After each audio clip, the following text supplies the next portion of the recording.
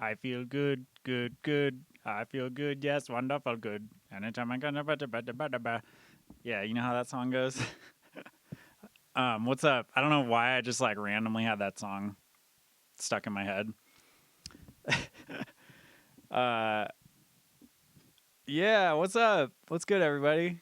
I hope y'all had a good weekend. I didn't really stream this weekend. I was just chilling with my kid, Nico. We were just doing some dude stuff, getting bloody noses, cutting our lips open, skateboarding, you know, just doing cool stuff. Um, oh, yo, K Pack, wait, K Pack 1020. Stoked to see you in Marysville this weekend. Is that where it is? Okay, so I actually grew up in the Sacramento area, and yeah, I'm stoked to go back out there to do a drive-in. Or is it a drive-in or a pod show? I'm not even sure if it's a drive-in or like outdoor pod thing. But yeah, I'm stoked. Stoked to go back, see how my homeland is doing. My homeland of Northern California, Sacramento area. The ironic part is my parents are coming out here to visit, and they live in Sacramento, and it's like the first time in like years that I've played there. So go figure.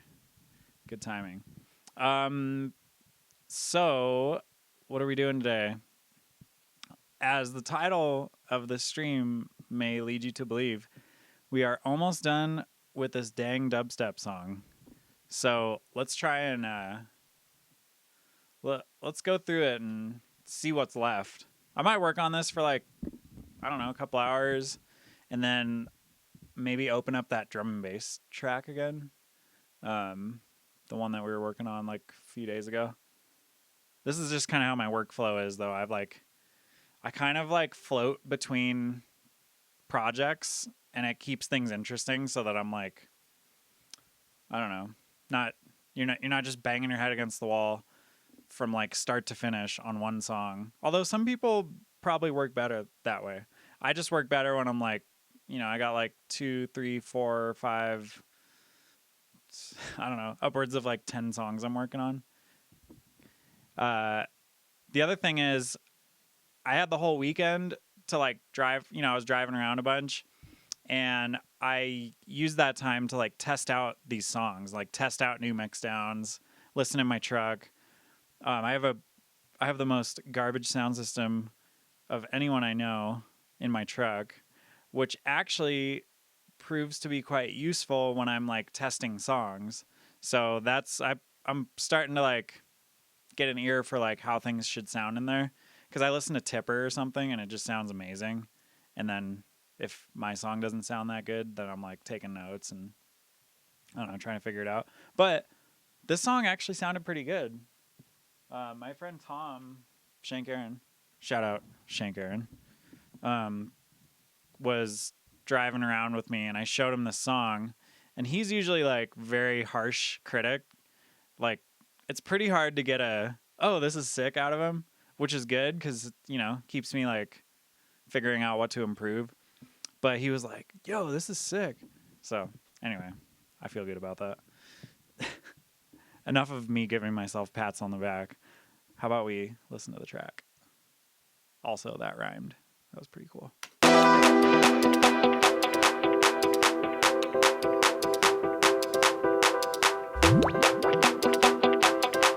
And fuck, I forgot the melodica.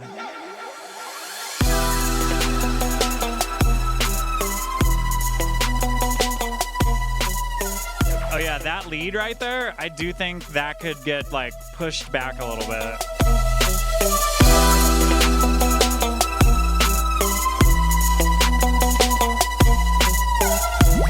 And yes, I agree. It feels good to have people tell you your music is tight.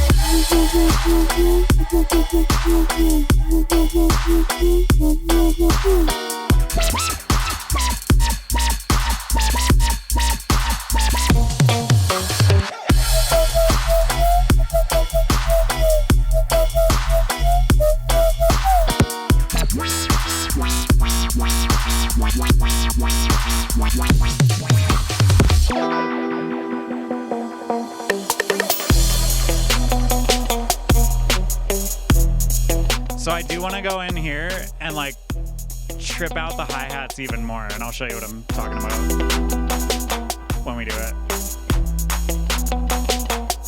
Shout out Chapoopy. Such a good name. Shout out Full Swing. Asterisk, asterisk, asterisk. Classic. All right, and then it does the second drop, does the same thing. So here were my mental notes that I took. Oh, by the way, look at all this water I got today. Boom, I got a freaking gallon of water that I'm going to try and drink over the next 4 hours or however long I'm going to stream.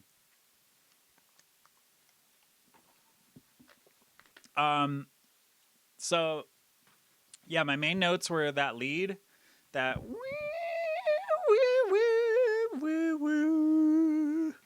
that thing could come down, or not even like down, maybe push.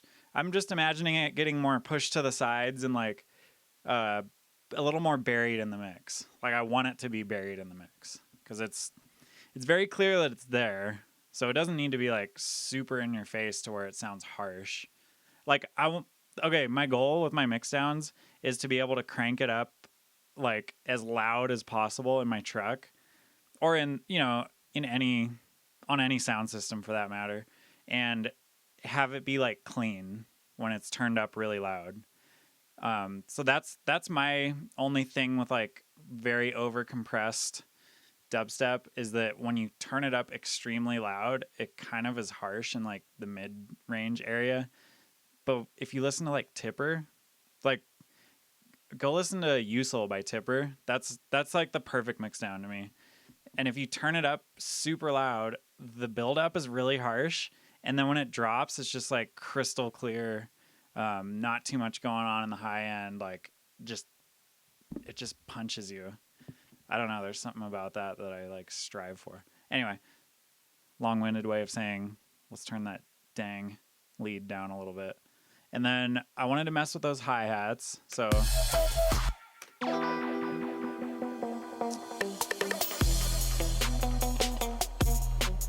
yeah, no, that's the guitar. Where are the hi-hats?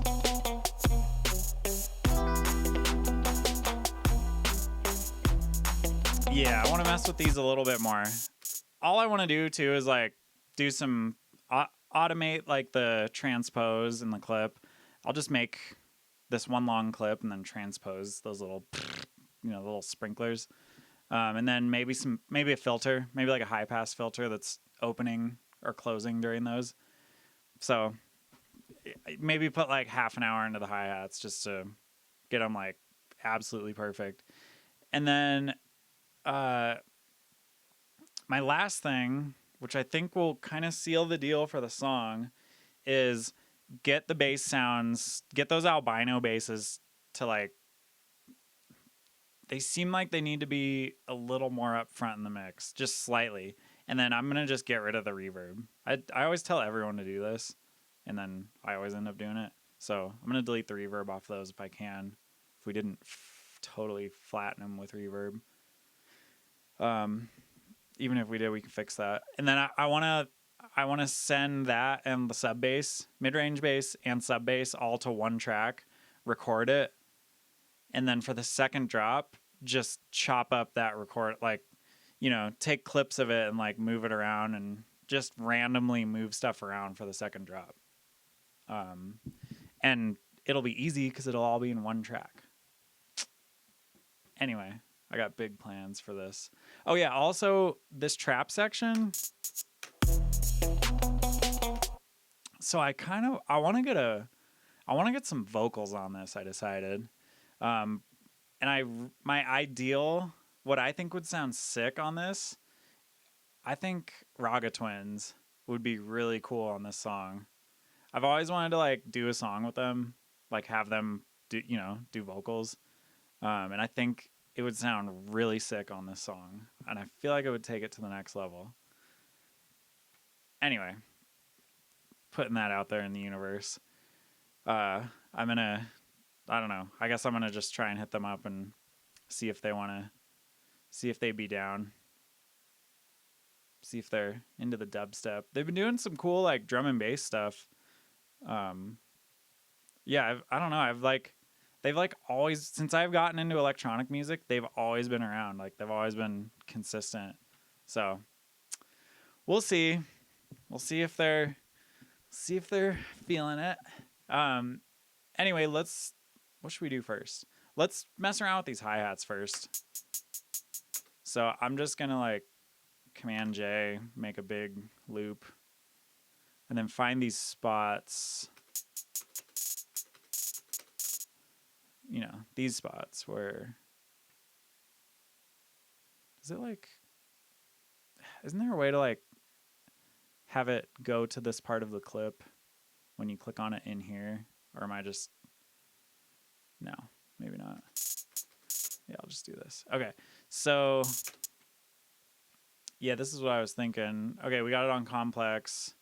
So go to clip, transposition, and then just mess with these like.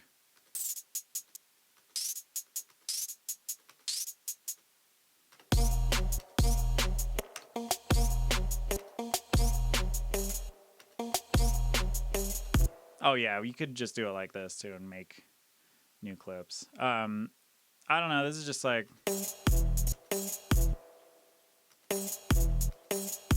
just something, whatever you can do.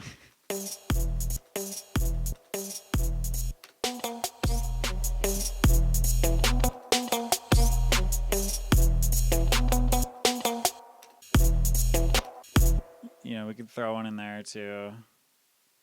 It's kind of a cool effect. And then I was thinking auto filter on these, which would, let's see, would only turn on during those. And then we would automate the frequency of the cutoff. So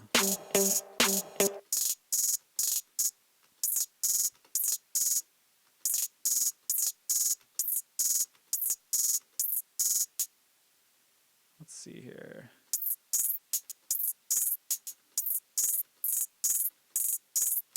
It just makes it a little more like.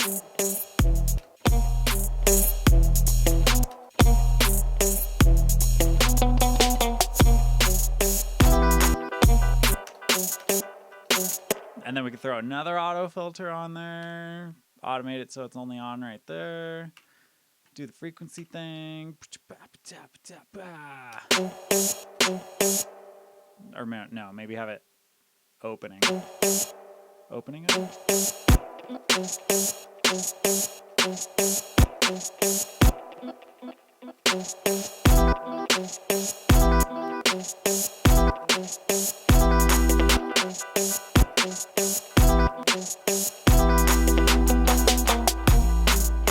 Okay, so at that point, I think from like here to here is one full,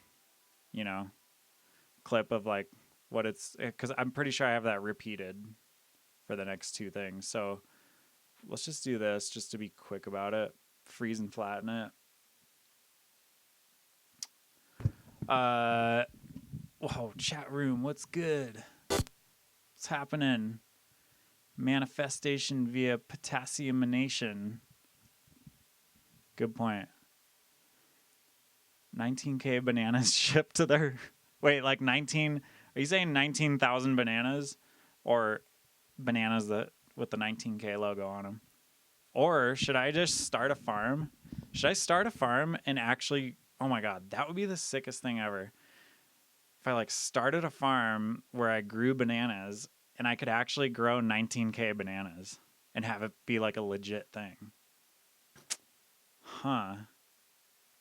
I've never seen anyone do food as like, oh no, Downlink does hot sauce. Okay. So yeah, maybe someday I'll move somewhere where you can grow bananas. Where do bananas grow in Florida? Probably have to move to Florida. Or Mexico. That would be tight. I mean, that would just be sick to live in Mexico. Okay. Sidetracked once again. So this part right here is what had the cool automation going on. So let's just duplicate that. No, not the whole channel. Oh my God. Okay, boom, boom. Let's see how that sounds.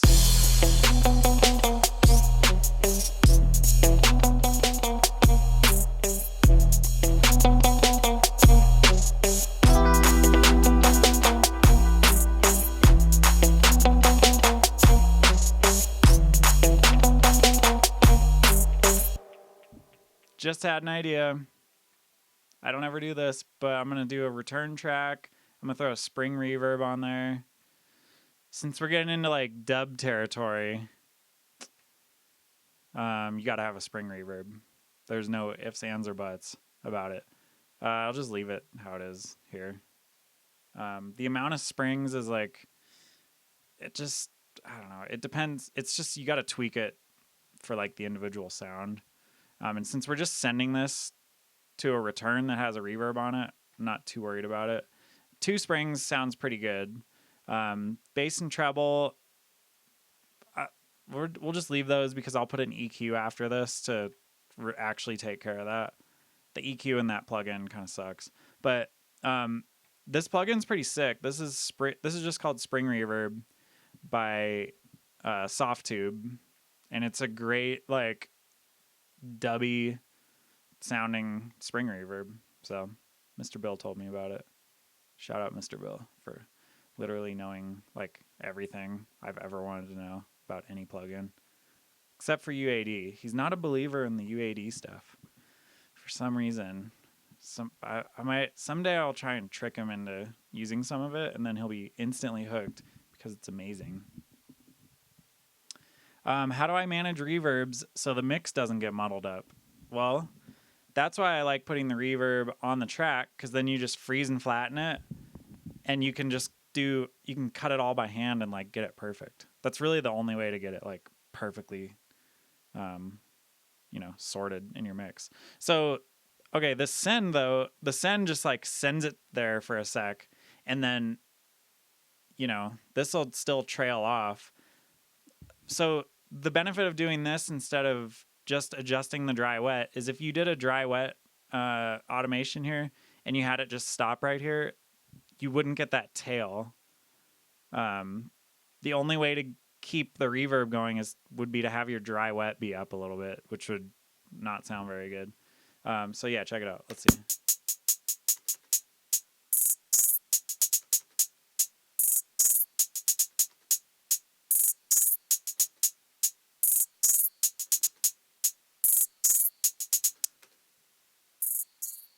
Okay, so we're going to have to mess with that a little bit. I think just saturation and EQ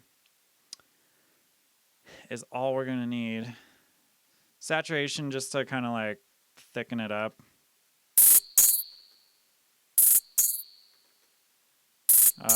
Soft clip on. And then let's throw an EQ on there just to like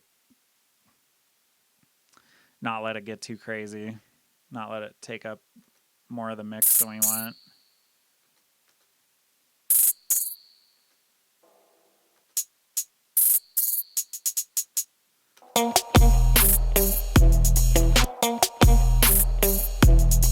Okay, maybe that saturator's just making it sound like doo-doo.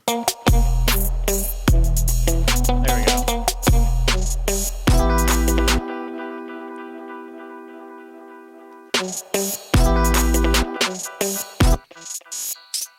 See, I don't know, it's kind of cool.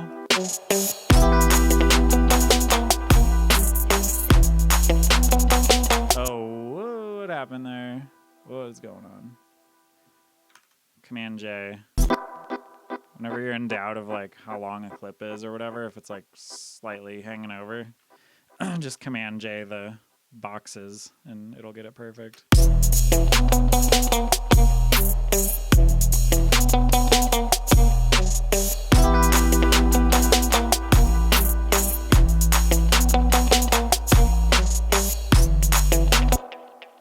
Someone's telling me to buy land in Mexico. Cayubi Okami, buy land in Mexico. It's so cheap. Do you know how sick that would be? I mean, that's like the ultimate goal. Ultimate goal for me. Sorry, this is another tangent, but ultimate life goal for me would be for us to just have, like acres of land in Mexico somewhere near the beach, within like a 5 or 10 minute drive to the beach. And this beach would have really good surfing and build a little skate park on the land. Like have Team Pain come out and like build a really sick skate park.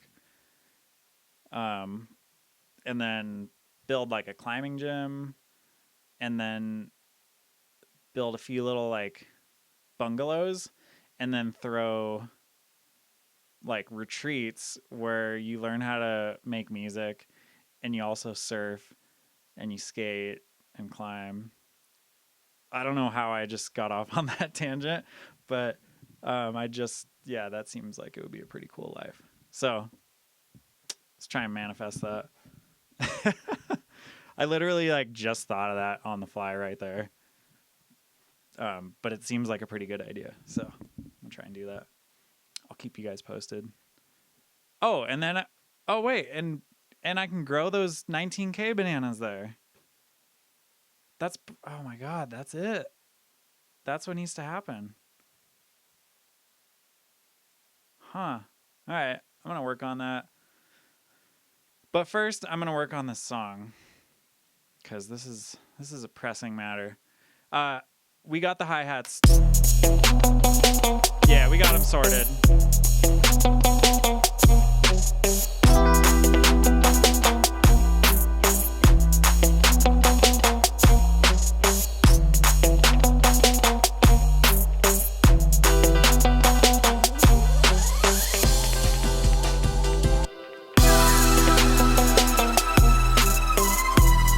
And you know what?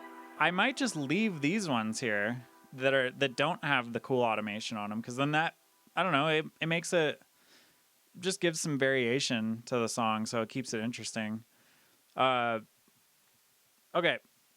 now that we played this intro for a sec, it reminded me of the thing that was bugging me, which was this lead.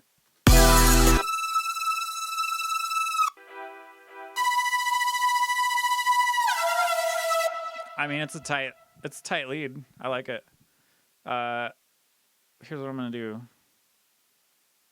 Freeze it. Oh, it looks like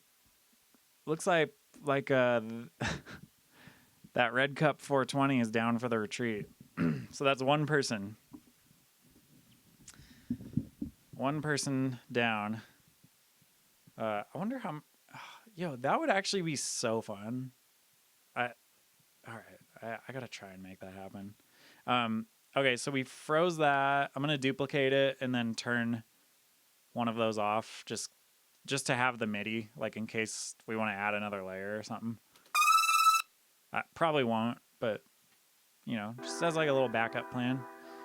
Okay, so there we go. First thing we can do, you can never have enough of this. Soothe.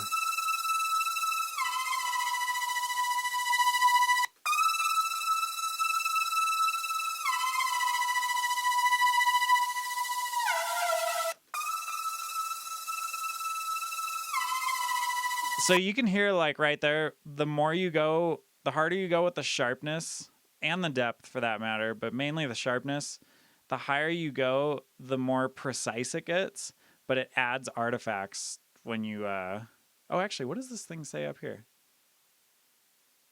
Oh, look. Oh, yeah. Oh, that's so funny. Okay, so it just says the same thing that I was just saying. Um, yeah, adjust how sharp the individual notches are, similar to the Q on an EQ. Higher values make the notches narrower, but may introduce more artifacts. So, we're not trying to do a archaeological dig here. We're trying to make dubstep. So we don't need artifacts. But seriously. Uh, but it is nice because when you turn the sharpness up, it's way more precise with like what what it's doing. It like takes out all of those harsh resonant peaks. So there's a balance to find of like making it less harsh but having it still sound kind of human. Anyway, I turned the sharpness up. Now I'm going to turn the mix down.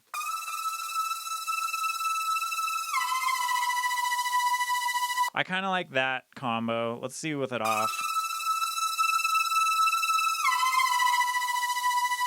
Yeah, I like that because it's still letting half of the signal through. Like it's still letting 50% dry through. So I think it's fine. Probably just leave it. Okay. And I wanted to push it to the sides of the mix. Normally I would use wider, but I kind of like this kilohertz Haas thing. This is pretty sick.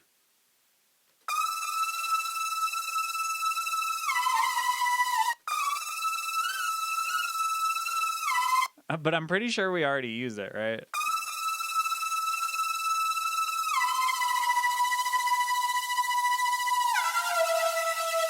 Well, whatever. I don't know if we used it or not, but I'm putting it on there again. And I'm going to put wider after that. Just to see.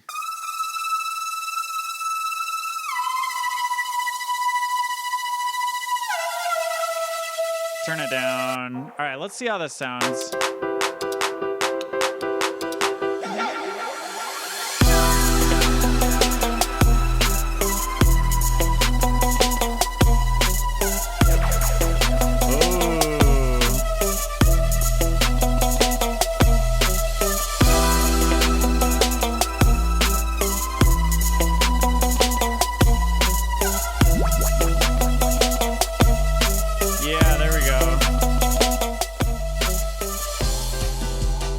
Okay, I think that helped. I think that like, subdued it a little bit so that it's not like super in your face. Also, if I happen to get like vocals, which I want to do, Raga Twins would be ideal. I already talked about that though. I could get, they could potentially do something here. Like they could do a verse on this.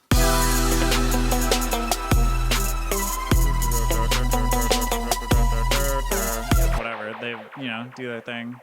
I think I have some Raga Twins, like a Raga Twins sample pack that I could probably throw in there. It's so rinsed out though, like so many people have used it, so I'm not gonna do that. But yeah, they could do a thing right there. They could also do one right here. Whoops, right here.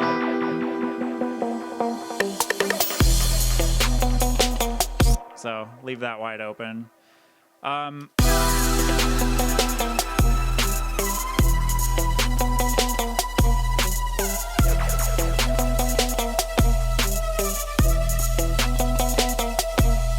Oh, I just realized, wait, there's no duck on it either. What the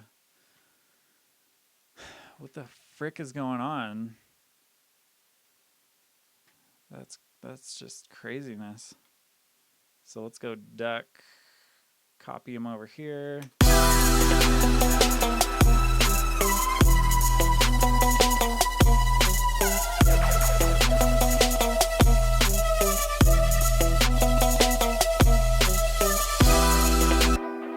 Let's adjust these.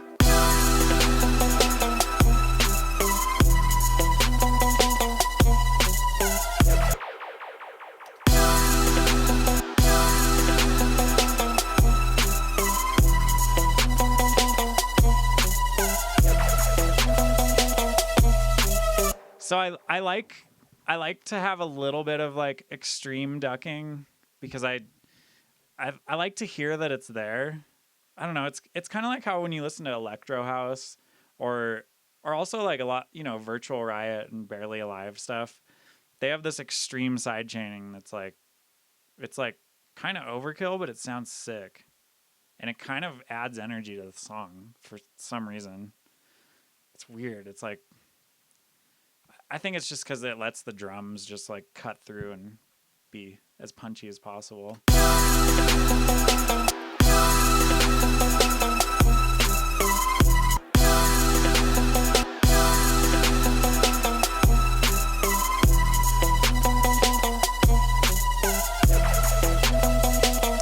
Yeah, I'm trying to find the good volume for that too.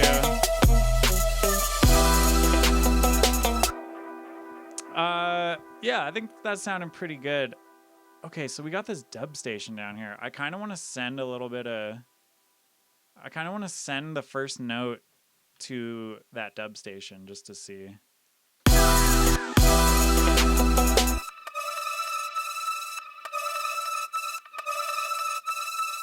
No. Yeah, no, that doesn't really work. Just kidding. Worth a shot.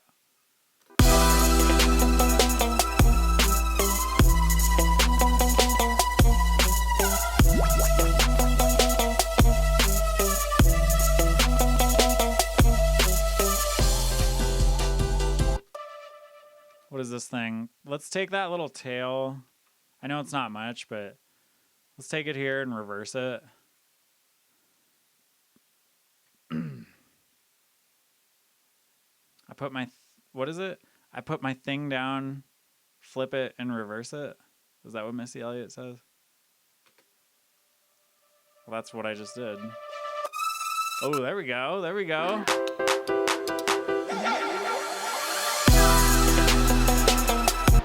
Okay, except this goes on a separate track. And we get to reverb it. Reverb it out.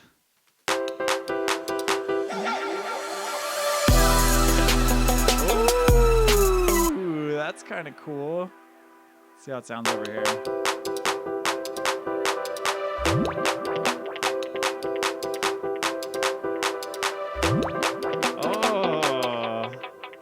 Oh, dubby. We're getting dubby. Well, it was already pretty dubby, but that's kind of tight. I like that.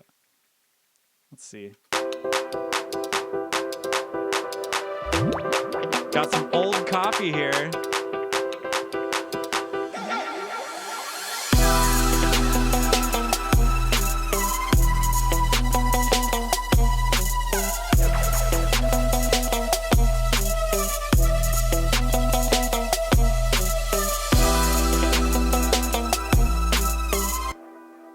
Actually, you know what? You know what'd be sick?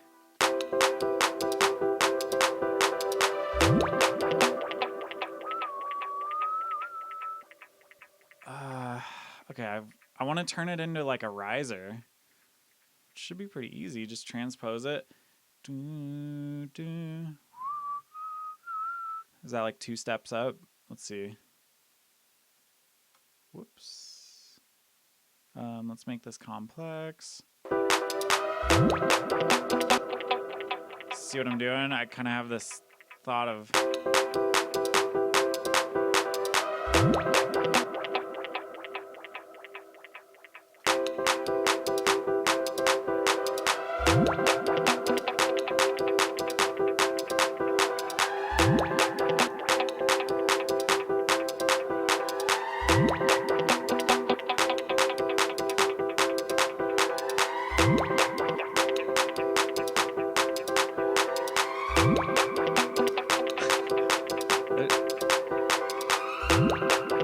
Okay, maybe it's plus 14. That might be the one.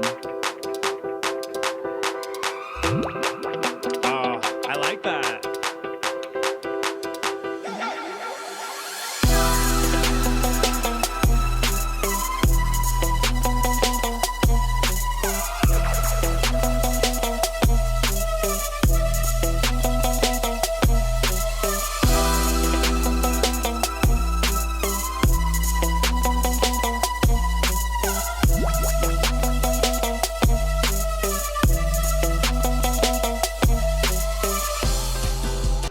That's pretty cool.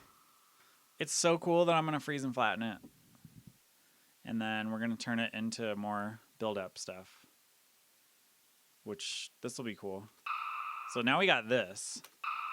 And if you remember, this whole thing started as this reversed. So we reversed this, added a ton of reverb so that there was a tail at the end, and then we're now going to use this tail to like make a cool build-up. I love making build-ups out of like the sounds that are playing in the song, because it gives it a type of consistency that, I don't know, just makes sense in my head, I guess. Let's just like, I don't even know how this is going to sound.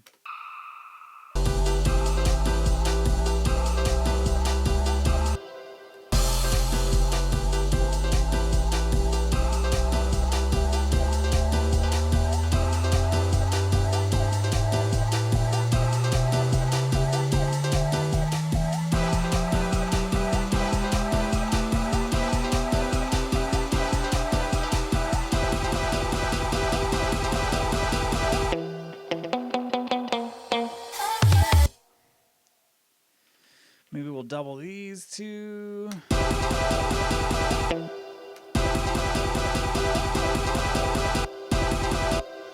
Maybe we'll put these right here.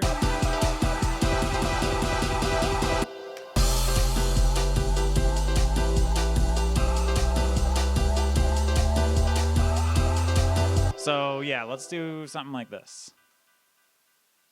So it's like the suction thing.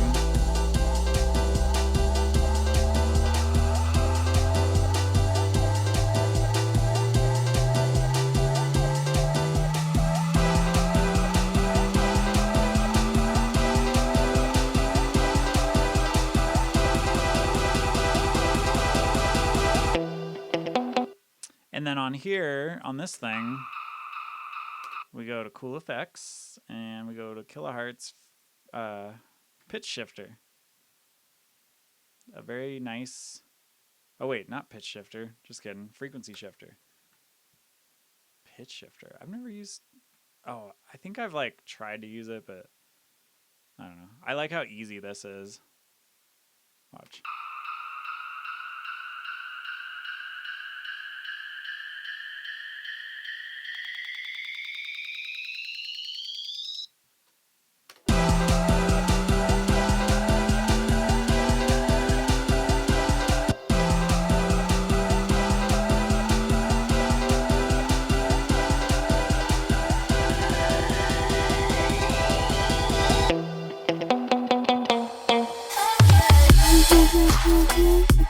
Oh yeah. Oh, I know what else.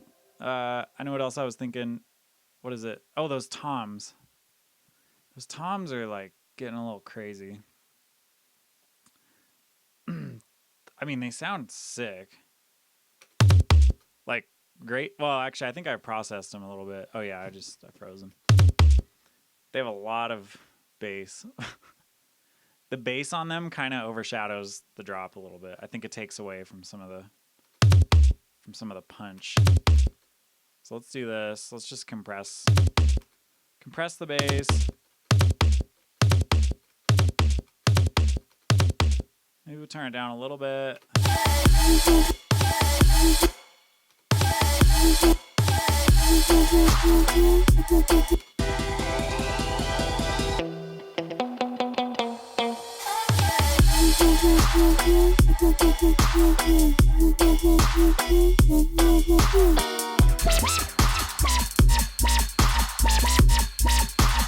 Okay, so I just want to go into the build-up here. I want to get the build-up dialed while we're sitting here. This is where getting really nitpicky with this kind of stuff is what makes the song, in my opinion.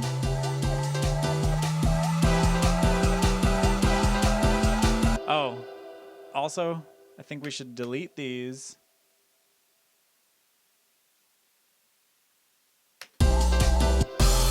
So it's just one long, like, thing.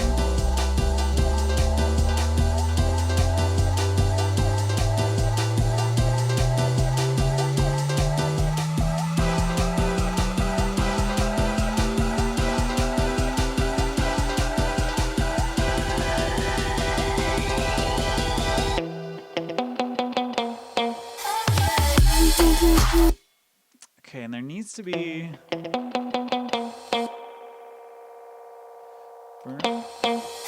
There needs to be something that's right here going... I don't know, like a percussion thing maybe that's...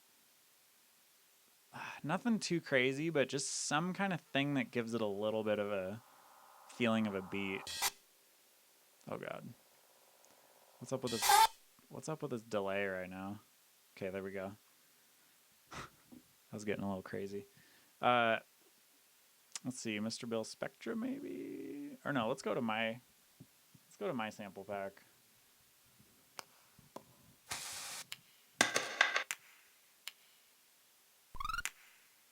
How about a kendama?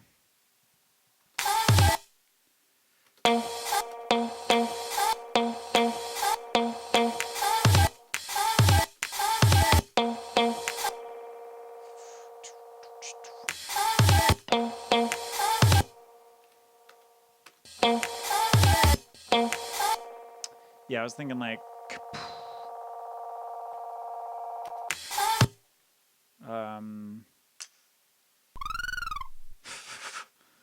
that sound. That's a pretty silly sound.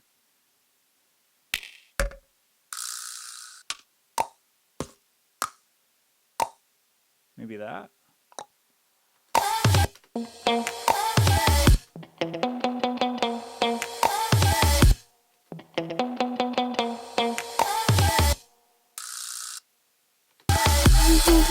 Ooh.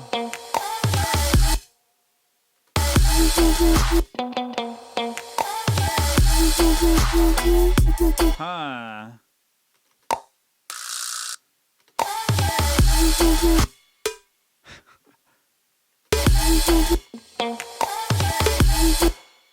Uh-oh.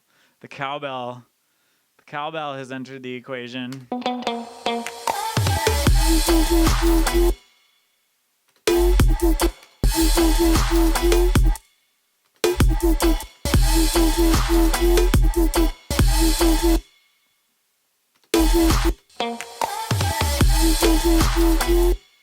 Oh, it is all over now that the cowbell is involved.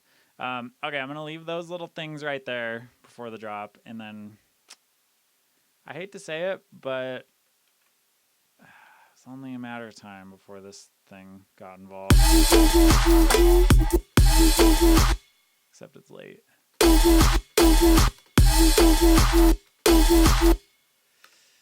All right, let's just, I don't know, let's just see.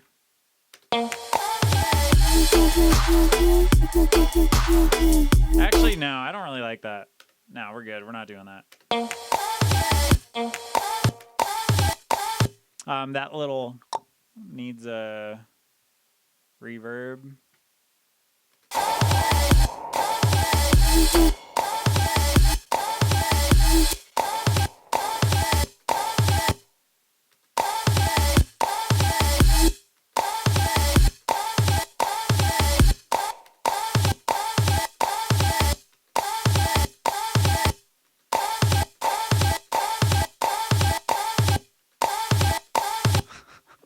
Must get it perfect.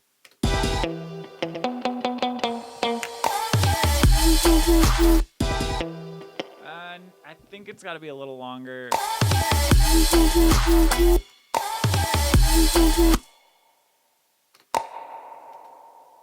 Okay, what do? We freeze it and we flatten it, and then we... Oh, this is... Whoever was asking earlier about how I deal with reverb, this is how I deal with reverb. Put it on the track, automate it, do its thing, freeze and flatten it, and then boom, cut it off. Then you have this really cool reverb tail, and then you can just do whatever you want with it and make it go away, make it come back, reverse it, put your thing down, flip it. That's my phrase of the day.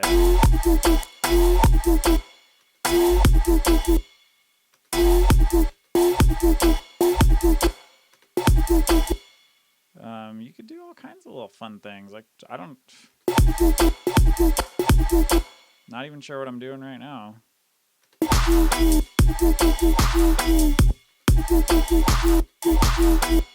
Oh,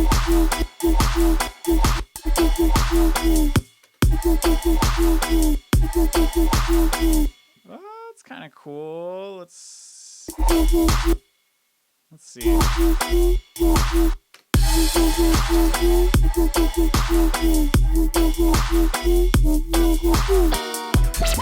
I think I like it on the last snare.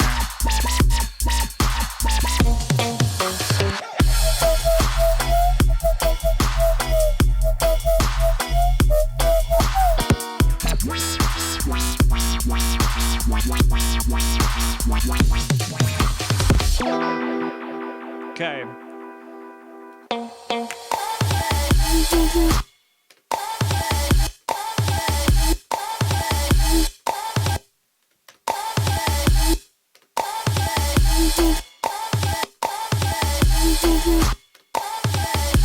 Yeah, I'm really cleaning that one up. Getting rid of that reverb tail so that oh yeah can come through.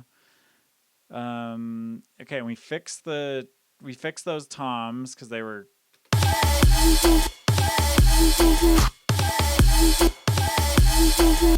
we have a very like full a drop that's very full of like high end.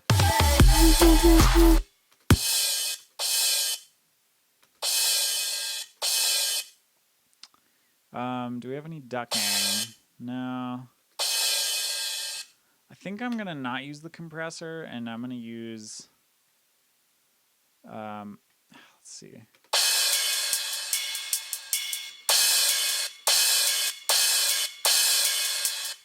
I'm gonna use duck. Oh, I'm gonna put soothe on the whole group too, on the whole overheads group. That's gonna like clean things up. Let's get rid of this compressor. We'll just use duck.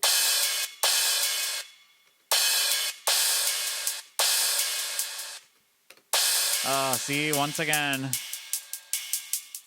I don't know. I kind of like it extremely soothed. Let's go 70% or whatever.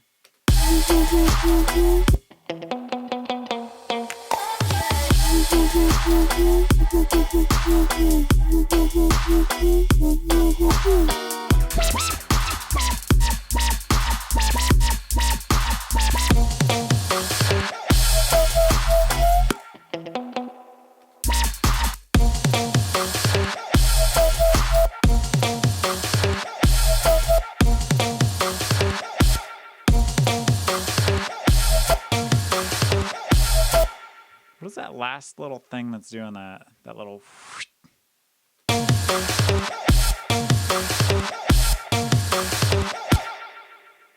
Like, is it this? No, that's the hay. Where's... What the fuck is that coming from? Time to play. Where the fuck is that sound coming from?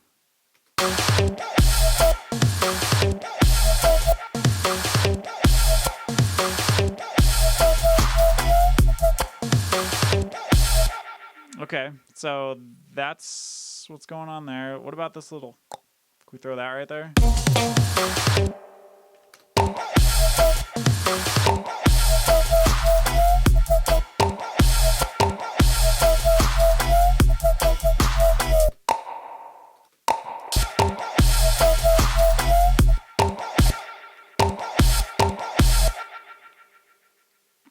Let's see. Unwarp it.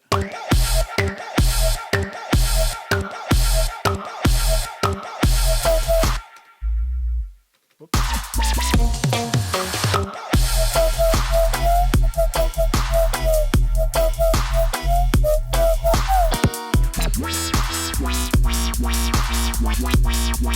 Okay.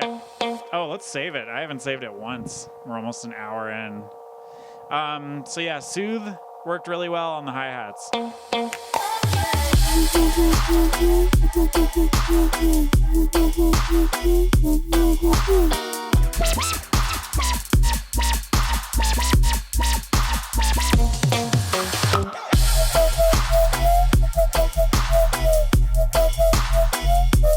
Okay, but we're not done with the hi-hats yet.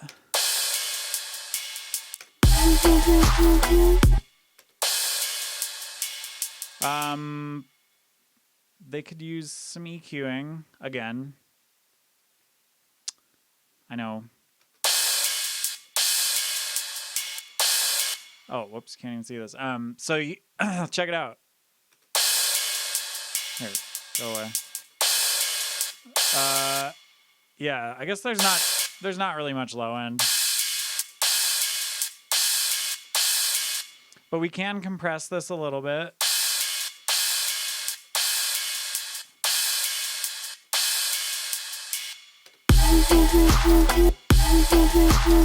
Don't want to compress it too much.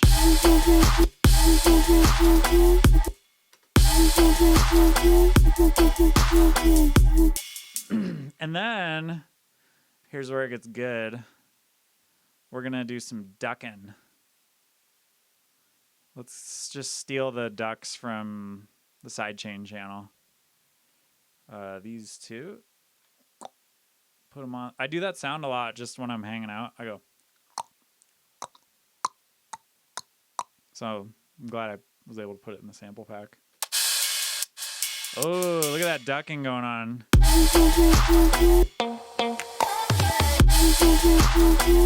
Okay, obviously it's a little too much because the crash loses its, I don't know, loses the whole point of a crash is like this shimmery thing on the drop.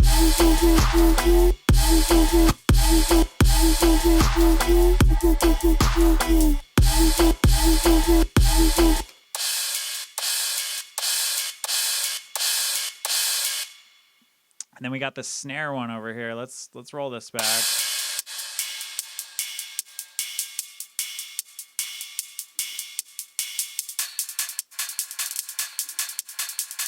Yeah, we want it. We don't want them doing too much. But... And now check this out. We'll be able to turn up these hi-hats a little bit.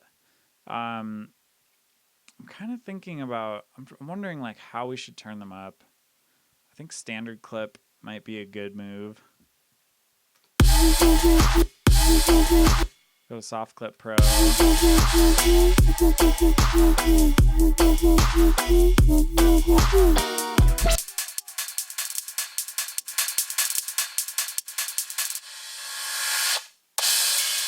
And then I'm going to put this EQ after standard clip. And then check this out. This is where it gets crazy. I'm going to put another soothe after this.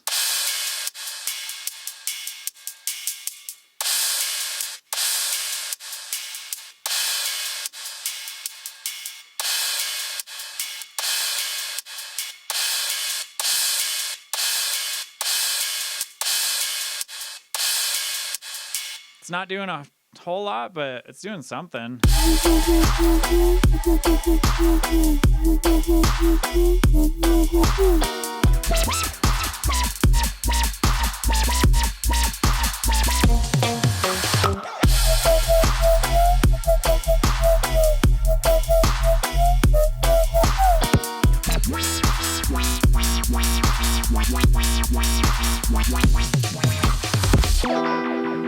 Okay, that part right there, that got to be a little crazy. I mean, it sounds cool, but it's just like...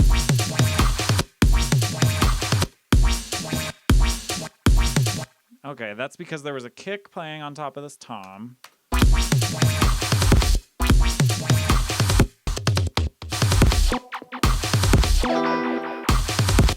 What is this?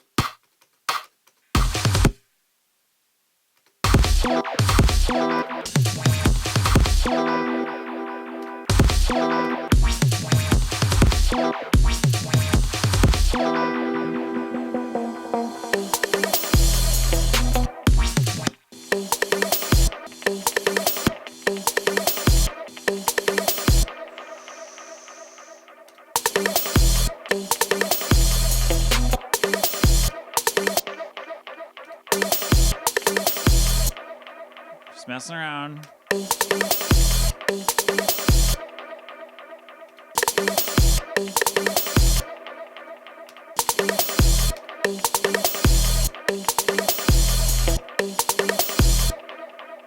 One of these right there, maybe.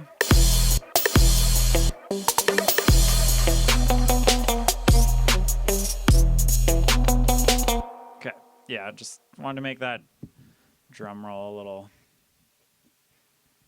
little bit better. Have you ever thought about collabing with London Nebel? I'm not really familiar, actually, to be honest. Um, I should I probably should be, right? I've definitely heard that name a lot over the years, so maybe I should. Is that like a producer or I must sound like such a boomer right now. Um. Anyway, enlighten me on what they do. I still got a little bit of old coffee here. It's getting me through. It's from Whole Foods. It's really not that good at all, but it got me like slightly caffeinated, so happy about that. Okay. Um, let's get into the drop, the mid-range bass and the sub bass. Let's see what's going on.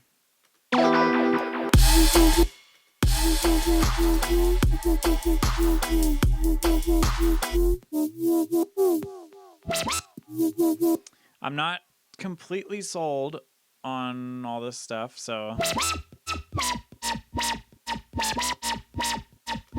I just turned off Valhalla delay there. Although I wonder. Oh no, there's no automation going on with, right? There's no Valhalla delay automation, is there? Okay, so that was purely like a spatial thing.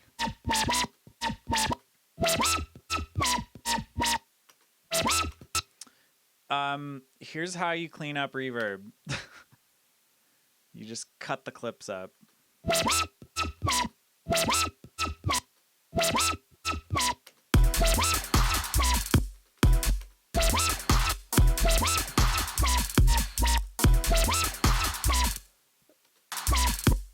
It's very tedious and it takes a while, but it's a really good way to just clean everything up.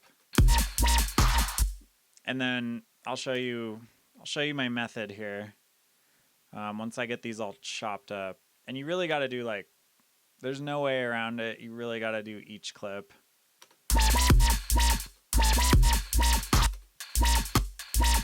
But what this does is it allows you to compress it more and like thicken these sounds up without having their tails interfere with other parts of the song. It's kind of cool. Let's see here.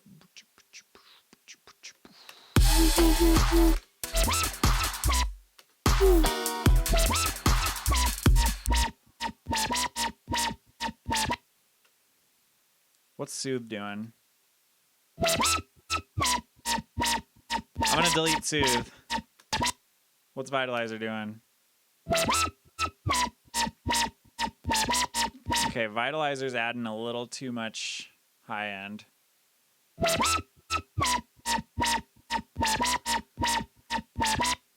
What's OTT doing? No, OTT's cool.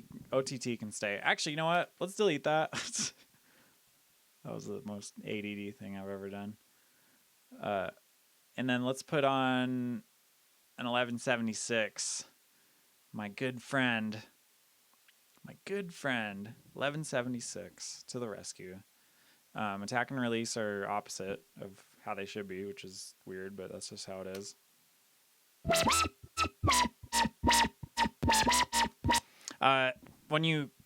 So I got the ratio at 4. When you crank the input, it just slams it against. It's like it's pushing it against a wall.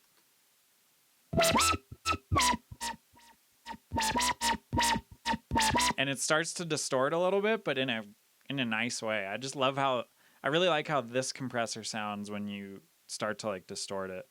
Oh my god, they make Universal Audio makes a stereo version of this, because like if you were to get one of these, I don't think it does a stereo signal, so if you want to do stereo you have to have 2 of them, but they make one of these, like a hardware version that's a stereo version, and it's like my dream thing to get, because I would basically run everything in my song through that, maybe not the drums, but I would run all of my like bass through it.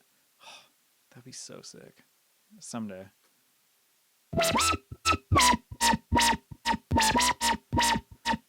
This just makes it sound mean though.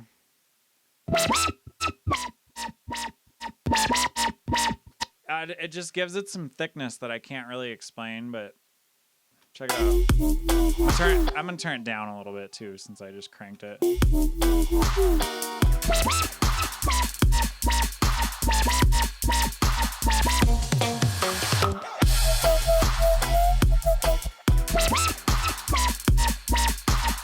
It pushes it to the front of the mix. It makes it thicker. It just like solidifies your sound, especially with mid-range bass stuff. So if you guys are using like, if any of you use Universal Audio stuff, you know, if you have an Apollo interface, I have an Arrow. I'd like to get a nicer interface. I'm about to do like some serious studio upgrades because my setup is like just barely able to hang on to what's going on. But I'm gonna get a, you know, one of those rack mounted UAD interfaces, and then just so that it can like run more plugins and have more options for like recording stuff. And then yeah, if you guys have any of that stuff though, you should definitely check out this plugin, 1176.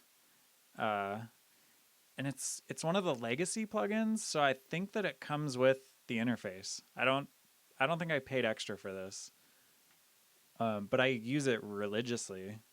It's such a sick plugin, and it comes with UAD. I'm like 99% sure it comes with the UAD stuff. Otherwise, Waves makes a version of it. There's some other companies that make versions of it. I do think all of the UAD stuff sounds better though. So that's kind of like another hack, in my opinion, with making electronic music, is the sooner you get onto UAD stuff, the better, because their plugins are just superior to like anything else I've ever heard. And I've tried, it was a couple years ago, 2-3 years ago now at this point, but I tried all the Slate plugins. They were cool, but they don't quite match up with like UAD stuff. Don't know why. Yeah. Anyway, shout out UAD, Universal Audio, for being a dope company that makes dope things.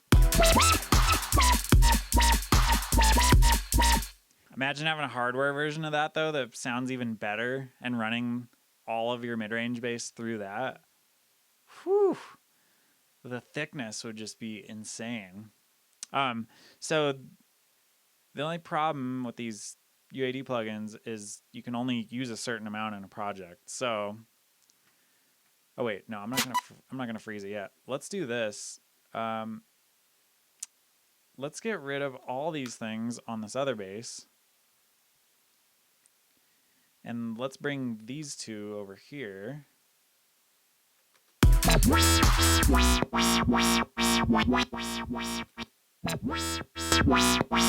Obviously it's louder, yes, but it's just thicker too.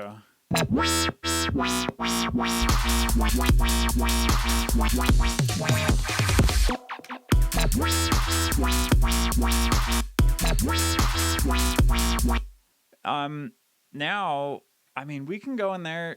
I don't think this needs to be chopped up like the other one was. What's the full... Oh, somebody's asking what's the full name of it. The full name of that plugin, UAD 1176 LN, which is the legacy. LN is like, if there's an LN at the end of any of these, it means it's... Or no, if there's legacy, I guess. Never mind. Yeah, the legacy. Like the Pultec Pro EQ is a legacy thing, and it's pretty sick too. It does add a lot of low end though, so I don't use it on the master track or master channel anymore because of that.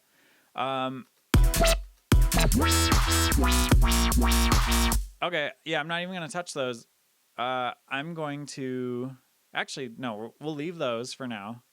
Let's leave them. We don't need to freeze and flatten them because we're about to send everything to one track.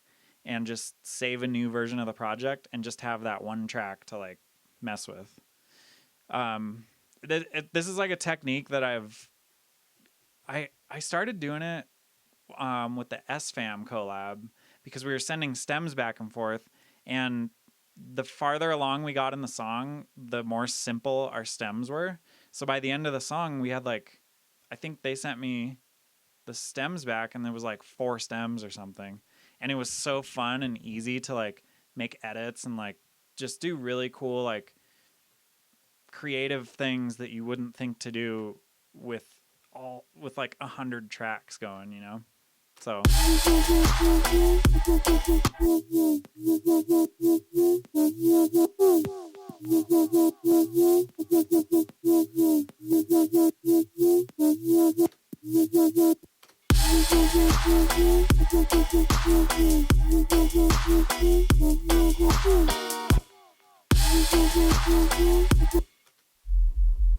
okay, here's the one thing I wanted to mess with just to see if we can get it to sound a little bit more natural is the sub bass. The sub bass is modulating a little too much, in my opinion. Like, this filter is cutting, it's like cutting out a little too much when it does the LFO thing. Oh, what's my go-to noise preset on Serum for the fuzziness? That's not in Serum. Actually, none of this song used Serum. But there is a noise thing in Serum that's pretty nice. I just like to add erosion at the end and do wide noise. I did that at some point in the chain. So we have automation of this cutoff filter. I'm just going to like decrease the range.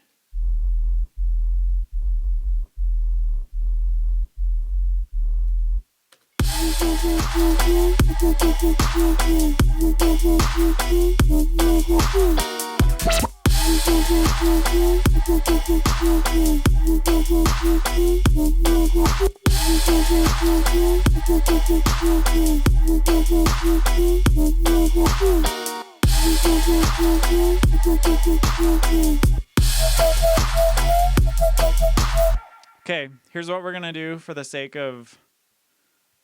Oh shit, actually no. We can't really do that. Oh, I'm trying to think of what would sound better with the sub bass. You know what? Okay, you know what we're gonna do? Sorry, I'm like thinking of all these things in a row in my head, and I'm not saying them out loud because it would just confuse everyone.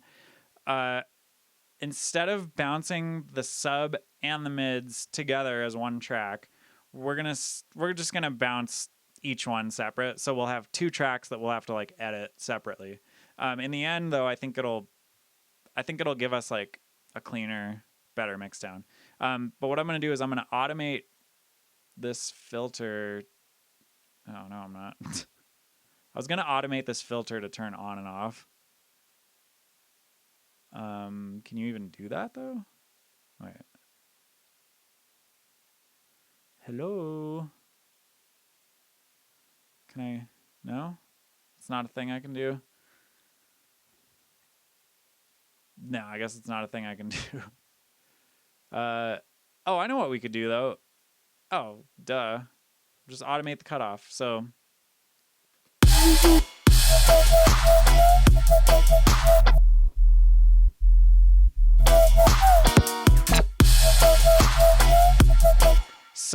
now we have half of this sub, like this side.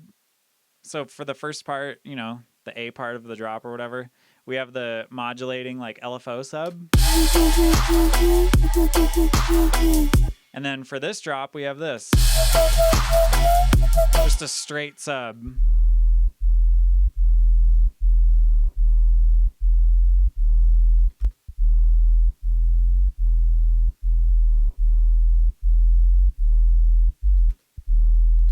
Okay. Now what we're going to do is just... let's see. For this section, we're going to create 2 new audio tracks. underneath the sidechain channel. This gets like slightly confusing, but just bear with me. So this is going to be bass in. This one's going to be sub in. Hit in on those. Actually, I guess we can't really hit record on those yet. But bass, go here. This is like the output. This is where it's going to. We're going to find bass in. Okay, that's going to bass in. Subs are going to, you guessed it, sub in. Then we hit record. So I click on one and then I do like command click so it gets the other one. And then here we go. All we need to do is record this section. So we just hit record and it does its thing.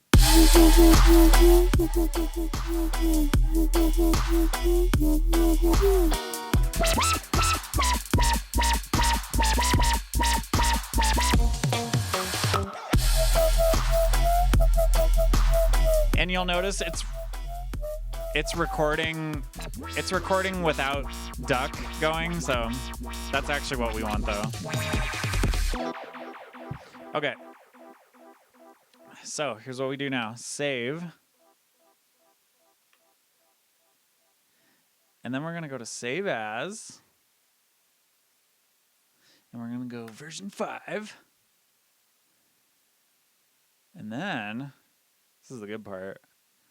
So all this stuff, all these tracks, all these bass and subs and blah, blah, blah that we did earlier, we're going to delete you.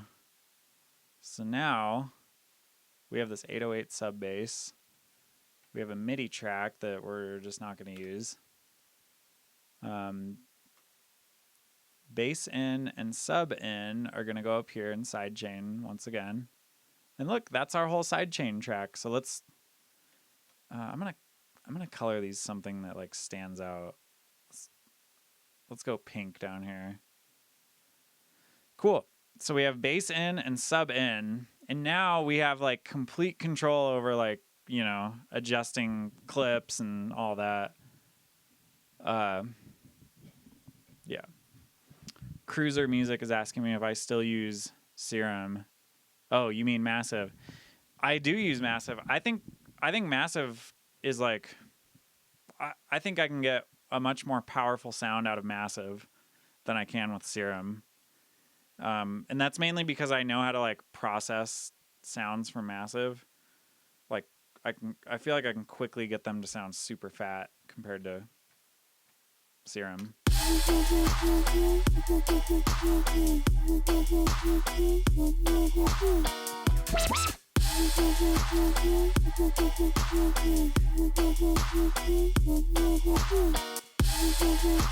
So now we can go in here.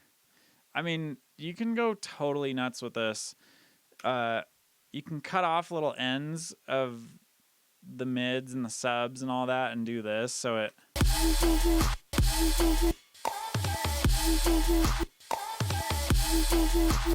so that you can really like make sure that there's no overlap with the drums. Make sure you hit these fades though.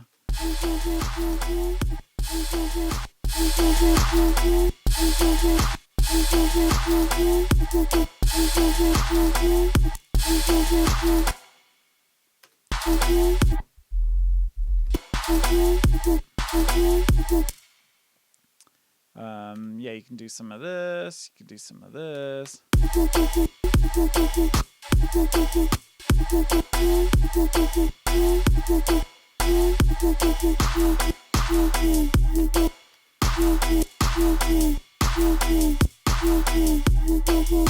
I mean, it honestly makes it sound quite cleaner once you start doing this.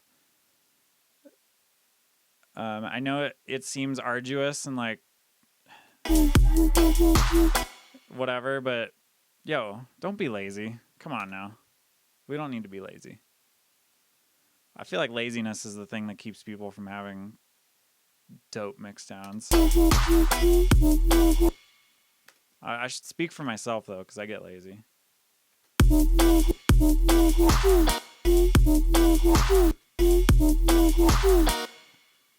Boom, we just like cleared the way for that kick and snare to really cut through the mix.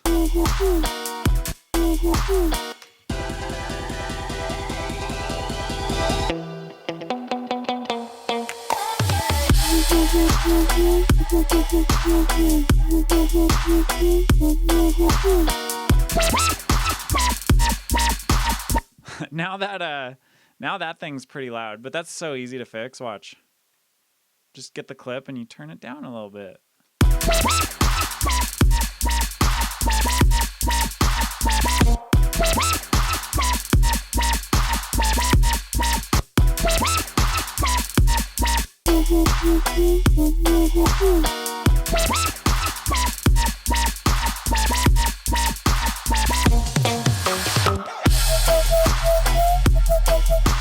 Okay, and then when I did that chopping over there, I learned that I like having this kind of thing going. So I'm just gonna copy the sub and paste it.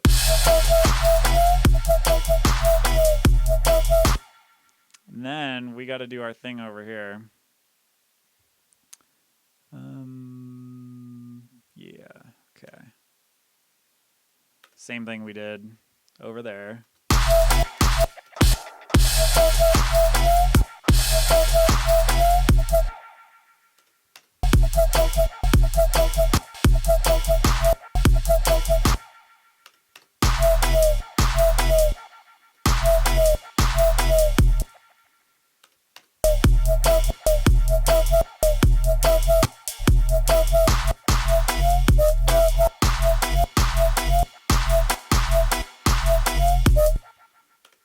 Yep.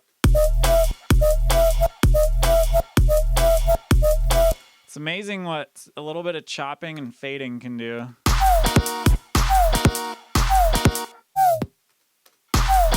And then you see all these little clicks too.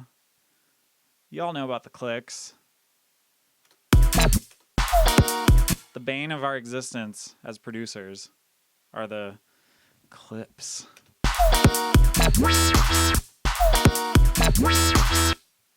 We could even do this in here, you know, like maybe shorter, you know, we'll do shorter little versions of the chopping and clipping and clipping and fading. Or maybe we'll do the same. Let's try.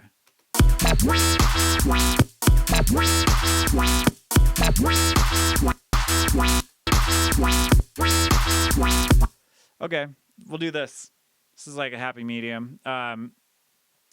You know, let the mid-range bass have a little bit more of that space than the sub.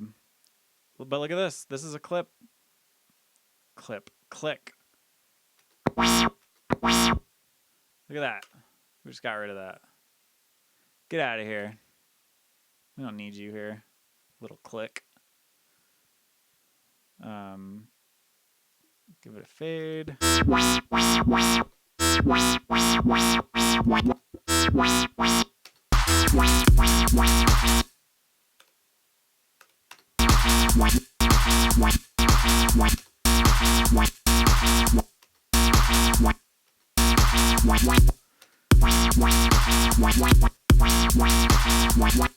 We'll let that come through a little more.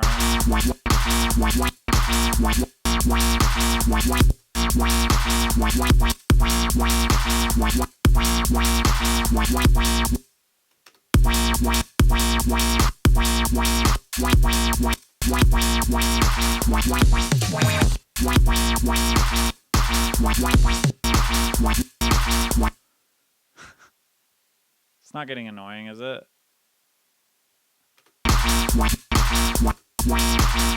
Oh, look at that little fucker right there. Get out of there.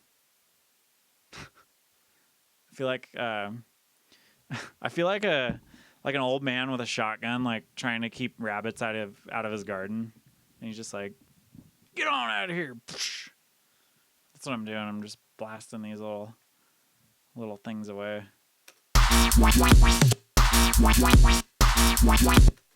Okay,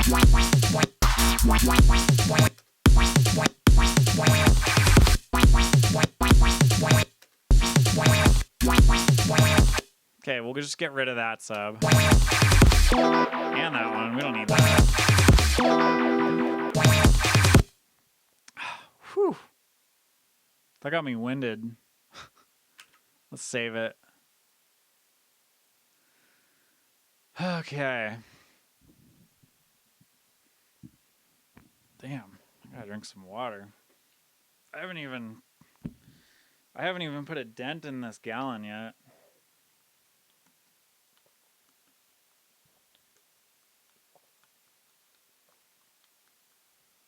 Mm-hmm. All right. This is sounding pretty good. I'm like pretty happy with this mix down. What should we do? How about we listen to the whole song and we all get up and move around for a sec? Since I'm guessing we're all sitting down right now. We've been sitting for like an hour. Time to get up, walk around, get your kendama out, do some push-ups. I'm actually going to bust out some push-ups right now. And do some kendama. So, I just realized you can't see me. Yeah, get up, walk around.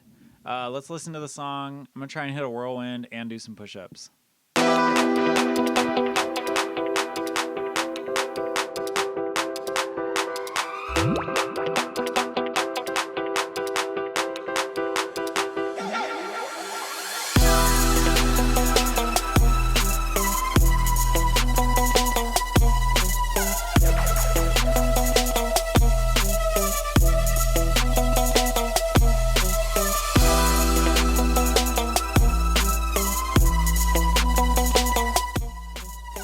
I just realized I need to get a push-up cam because you guys can't even see me doing it, but I'm going to try and hit a whirly right now too on the drop.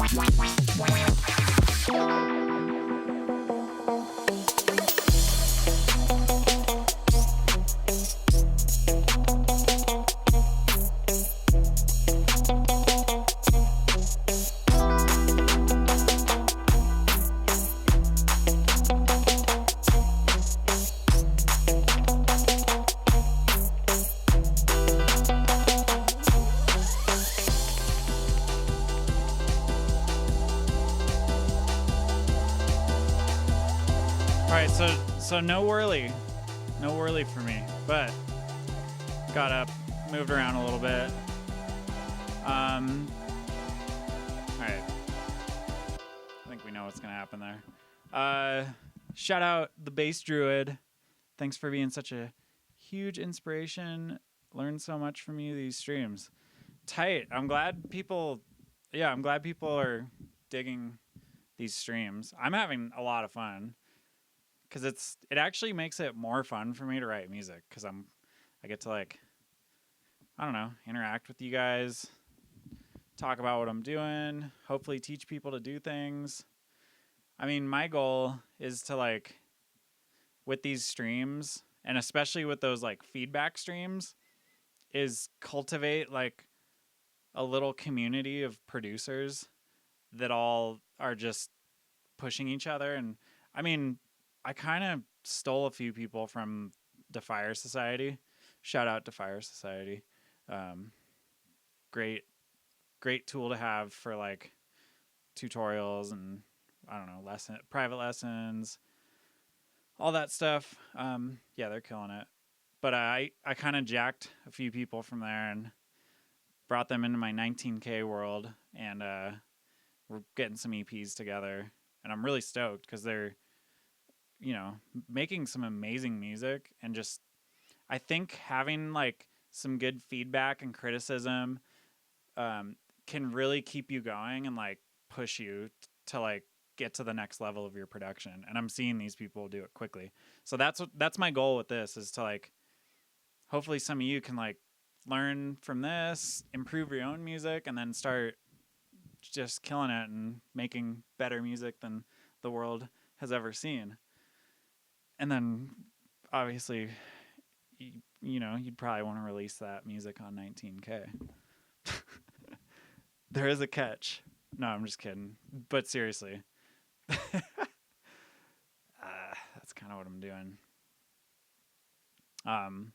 Oh shit, you got a private lesson with Taboo. Every time I call Taboo, he's in the middle of a private lesson. He must be a good teacher. Oh shit. Speaking of the feedback stream, I'm gonna change the time of it tomorrow.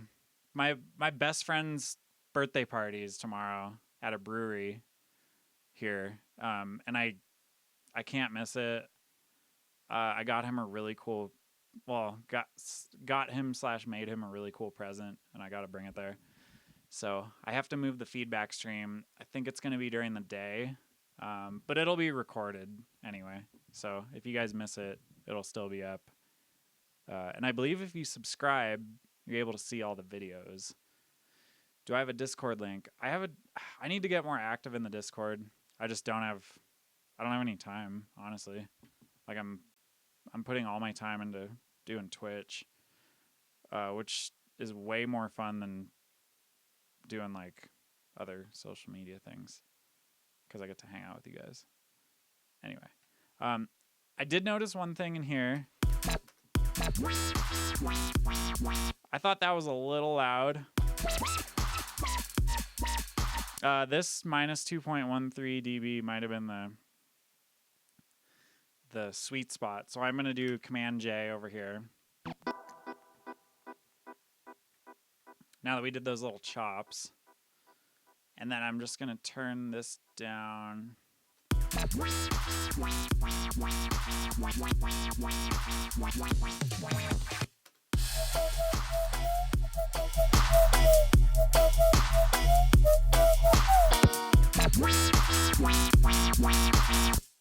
Cool. I think that's sounding pretty good.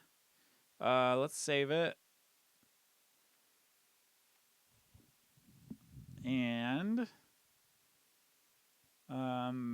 okay, we got the trap part, we got this drop, we got this cool build up that we worked on.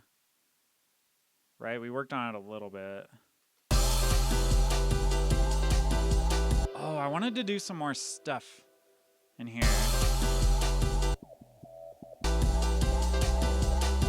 I also like how we use this old bass line as the build-up. I'm just going to leave that.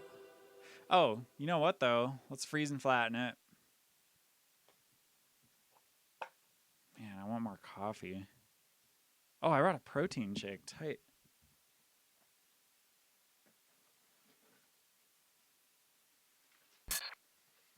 Yeah, protein shake. Although I got to do some more push-ups before I drink that. I got to earn it, you know?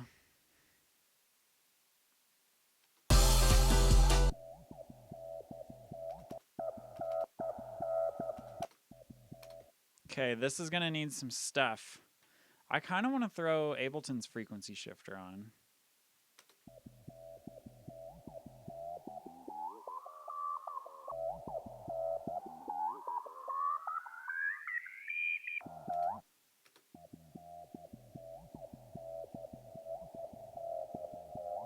Oh, there we go. Okay, so if you'll notice what I did, I could probably barely hear it. I turned wide on. You'll see why this is really cool here in a second. Wide, let's just automate it so it goes up like...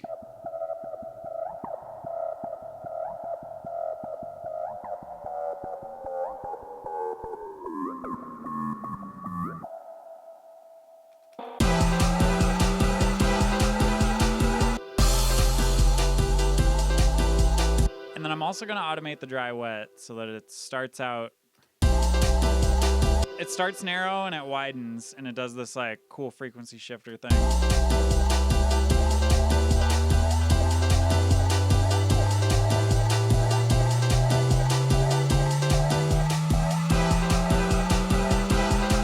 And then how about we turn the frequency up too? Getting crazy, but barely. Let's just like.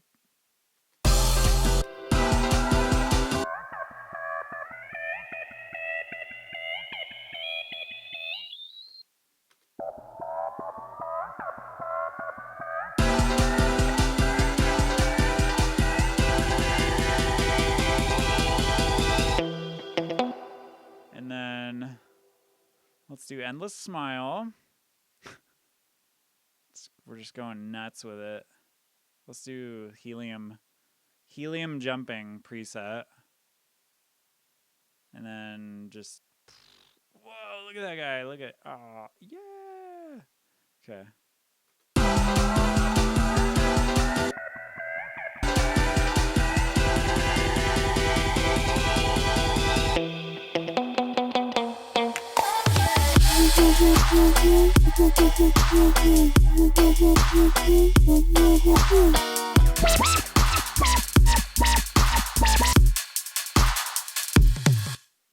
Okay, transient shaper on the kick. Let's adjust you slightly.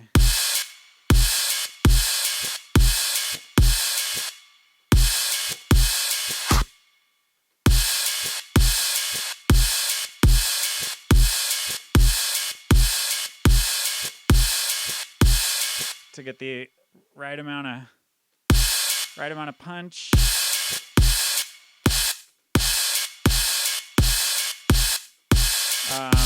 Get rid of some of that tail.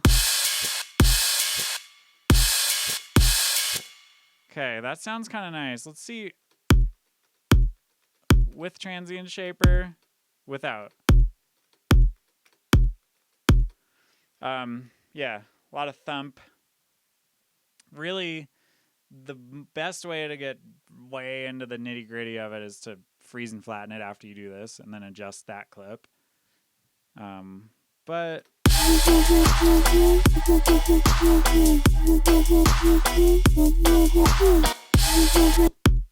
oh, now I don't think there's. Now I think there should be a little bit more. Okay, maybe I shouldn't have touched the pump.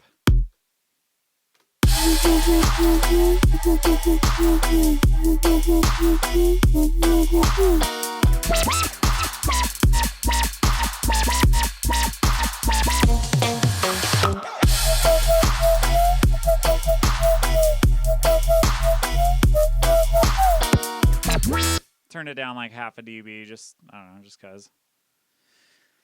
Save it. All right.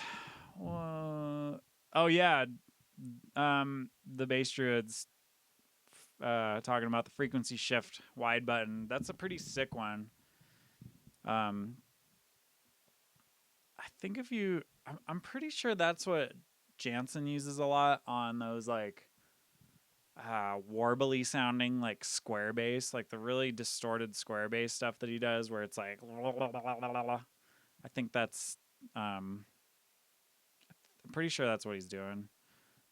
Well, I know he's using frequency shifter. I'm trying to think of, I don't know. Yeah, if I talk to him again soon here, I'll inquire and let you guys know. Cool. So we're doing pretty good. We got a cool build up.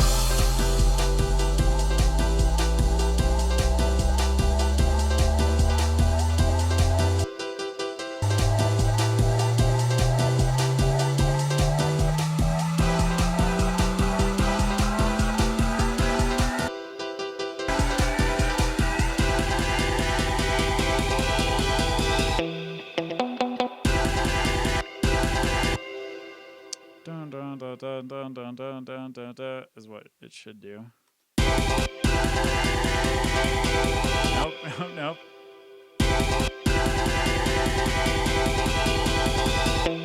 There we go.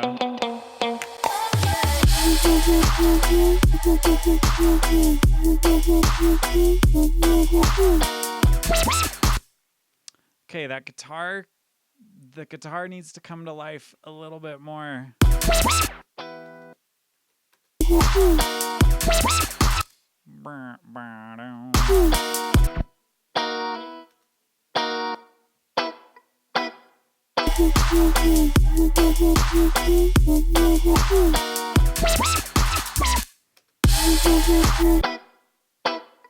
Maybe a little more reverb.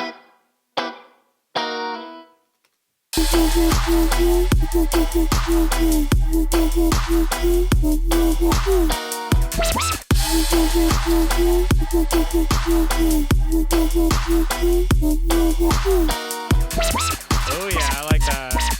That's better.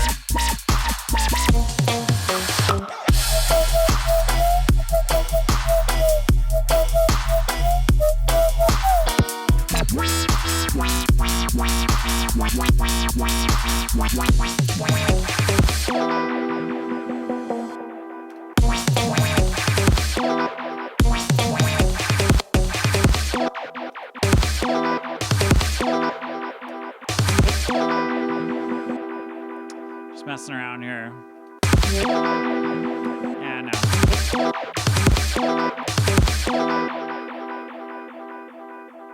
Let's give this a little bit of delay.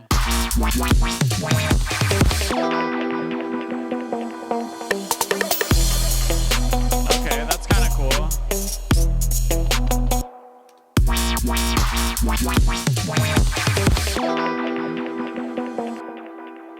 Okay, what's that auto filter doing? Yeah, that's what I thought.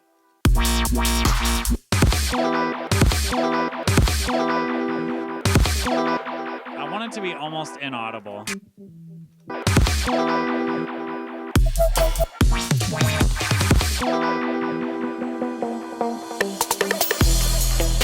My thought for that part is, if I can get vocal, hopefully I can get Raga Twins to do vocals.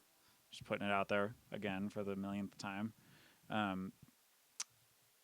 That's where they could start a verse. Like they could start, I don't know. I think it would sound sick. Like no drums right there. Like blah blah blah blah blah blah blah, and then do blah blah blah blah blah blah. It's me singing the vocals. Okay, hold up. Okay, we need to adjust some things. We need to rename this. This needs to be called Trap. I don't know. Let's do this. Let's say this is called the verse. Let's say that this is verse 1. This is verse 2. This is build. That's drop 1. This is build again, and this will be drop 2. There. How about that? How you like them apples? Them are some good apples. Make applesauce out of them. Sorry, that was way too far. Okay, so let's get rid of the little lock. I just copied drop 1. Actually, you know what? Let's delete this build as well. We're just gonna copy build and drop 1 over. Whoops, wrong spot. Oh, need to move that right there.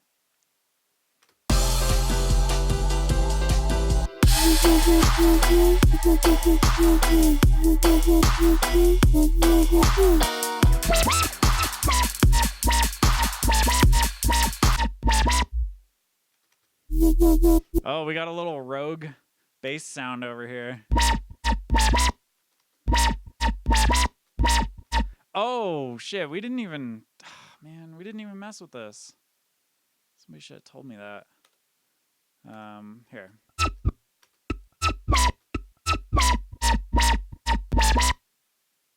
Let's get these fades all sorted.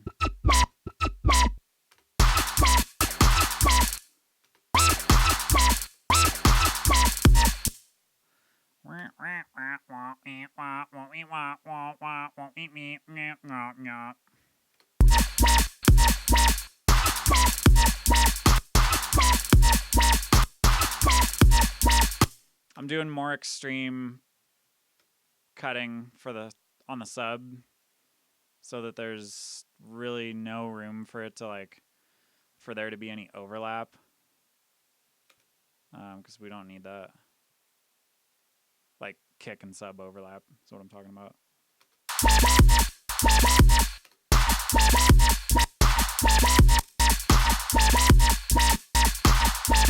Oh, we don't even need it there.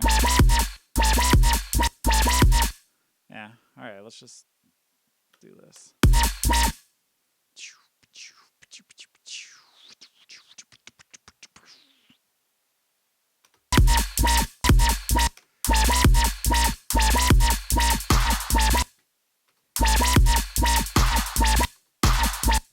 And since the snare is basically a kick with a clap layered on top, you know, it's good to do it on the 0.3 too.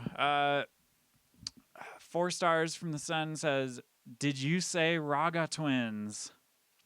I did say Raga Twins. That's who I want to get to do vocals on this song. I've decided.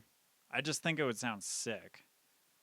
And I think with like the old school dubstep kind of feel, because that's what I feel like this song is. It's very like old scream banga, you know, like laid back, but just like it's like a stomper. It's got this groove to it, and I just think Raga Twins would be sick on it. And I haven't heard a Raga Twins dubstep song in like a really long time. I know they did something with Skrillex a while ago that was really sick. But yeah, and it's funny, I found out about them because when I started DJing back, well, I don't know, that was like 10 years ago now, I guess. Or wait, was it more than 10? No, it was like, I don't know, almost 15 years ago now at this point. I was playing breaks. I was doing all like new school breaks, like 130 to 135 BPM break stuff. And they were doing a bunch of Raga Twins did a couple songs, I think, with Beat Assassins, which is like, you know, my favorite stuff to play. So that's how I found out about them. Anyway, kind of crazy.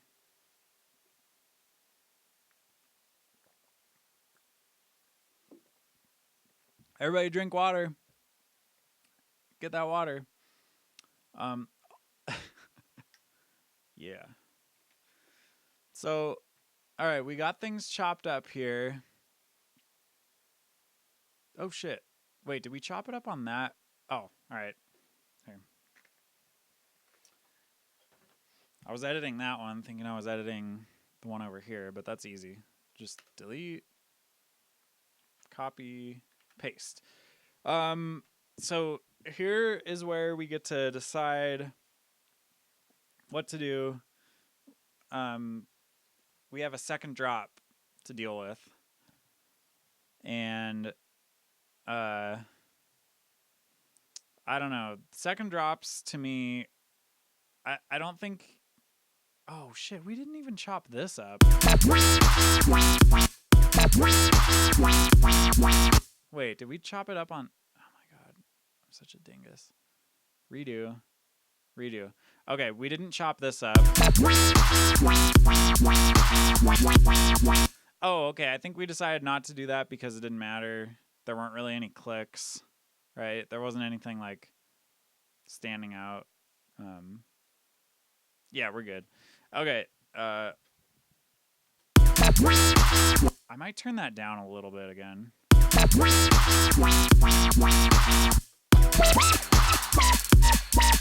Okay, those are sounding pretty good with each other. Yeah. So for the second drop, we could put some variation in here.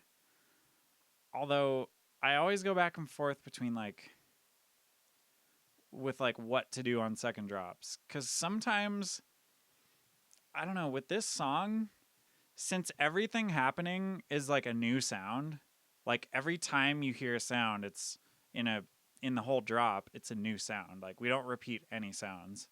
So there's something nice about you getting through the whole song and like, you know, we go through another verse. There's that trap section that's like slightly different than the beginning part, and then it goes into a build up. And there's something nice about like, I don't know, having it play again, having the drop play again.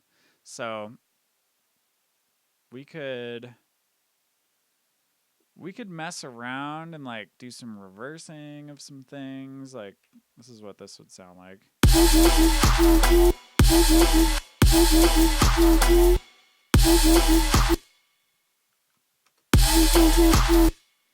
I don't know. I like the groove of this so much that I don't really want to mess with it.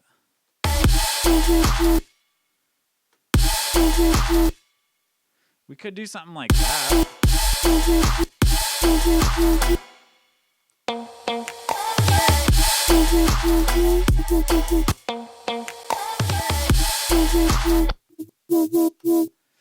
That's actually kind of cool. The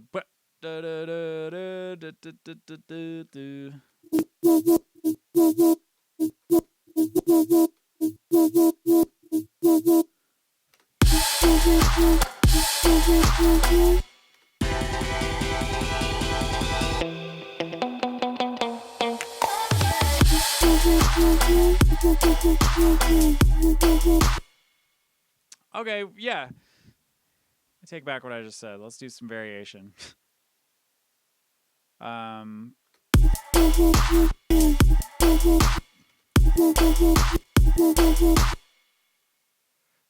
Let's just mess around with these.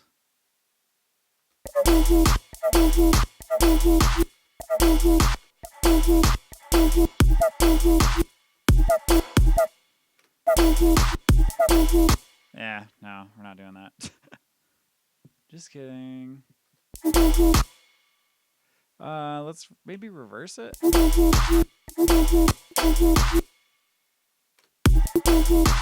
No.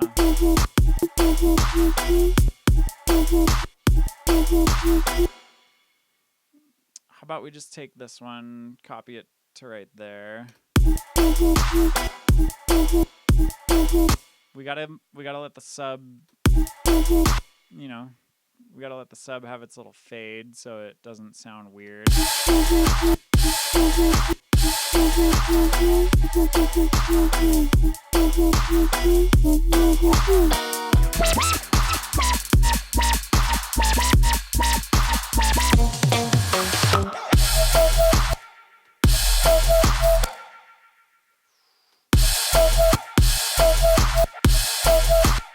We'll do the same thing. We'll just use warping to like stretch it out a little bit so it fills up the space a little bit more.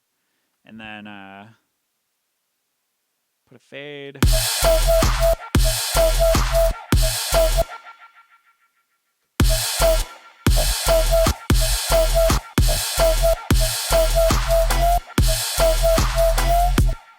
Okay, it's kind of cool.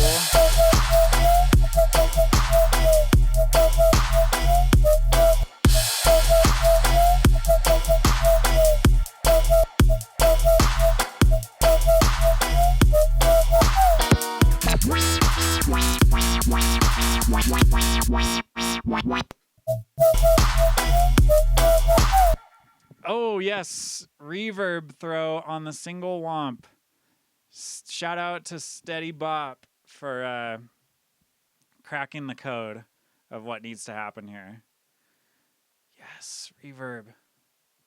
Brilliant. What should we do? Should we do it on the track? Let's try it on the track and do some crazy stuff. This could be kind of cool. Let's just adjust the mix.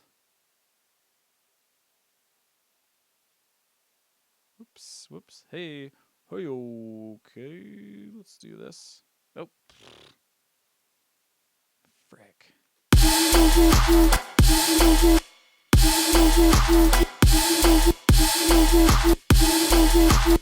Okay, we got to do a whatchamacallit return.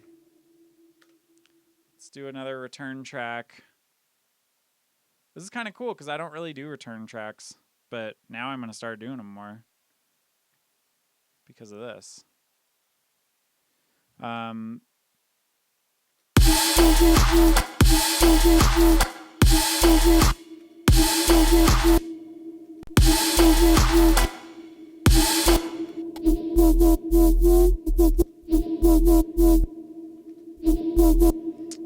the low end out.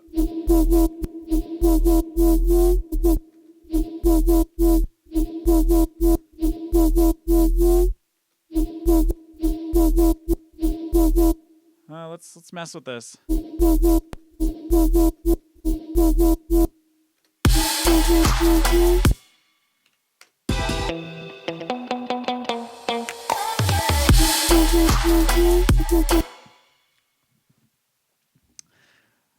Okay. What if we did this though? What if we did? What if we did like a? This is like a random, probably won't work thing, but it's worth trying.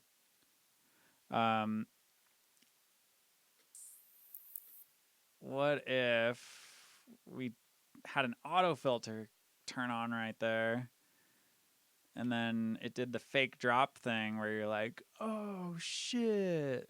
You know what I'm saying? Wait.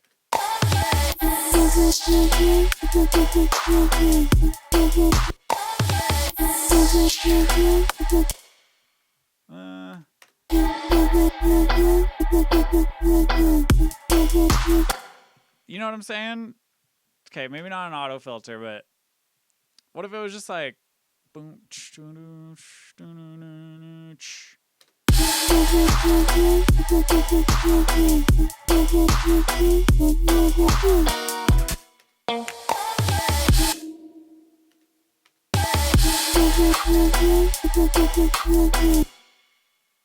Okay, clearly there are other things that need to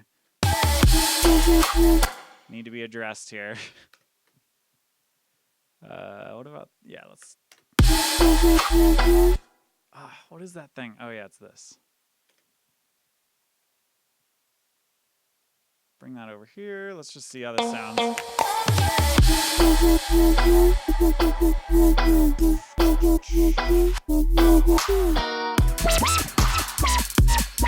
Too long.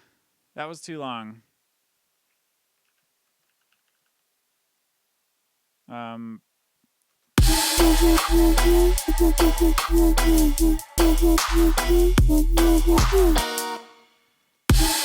Okay, it just needs to be 2 bars. And then yeah, you'll see you'll see what I'm talking about. It's kind of hard for me to explain things when I'm like in the middle of thinking of it.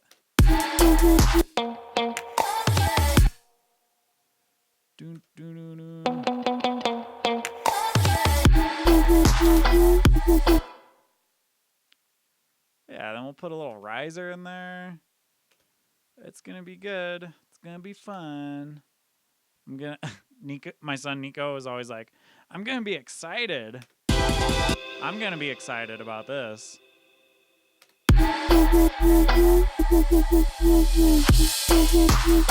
Woo! There it is.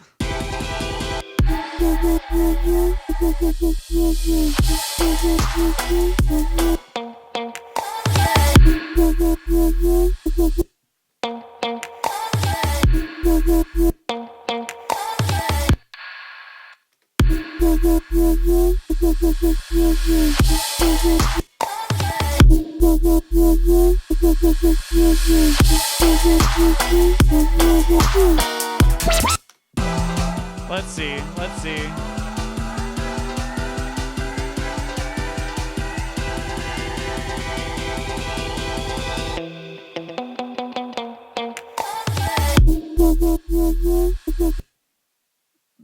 Do we even need a kick right there? Debatable. Yes, we do.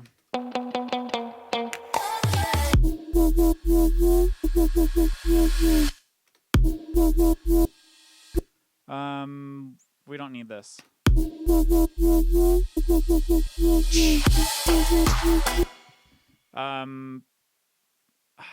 Wonder if like a little reggae drum fill would sound good right there.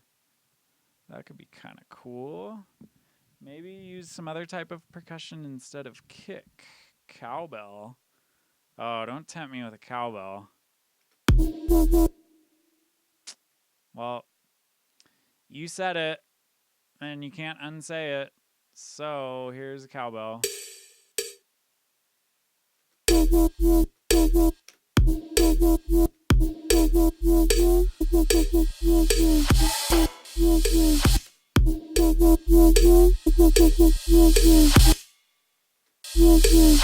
Nah, I'm not really feeling the cowbell. I wonder if a little zap.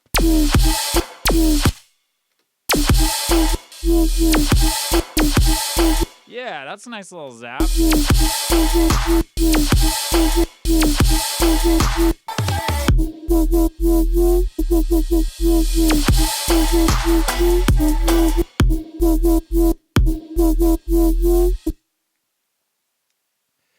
Do do do do do. You know what I'm saying? Auto filter. Do do do do.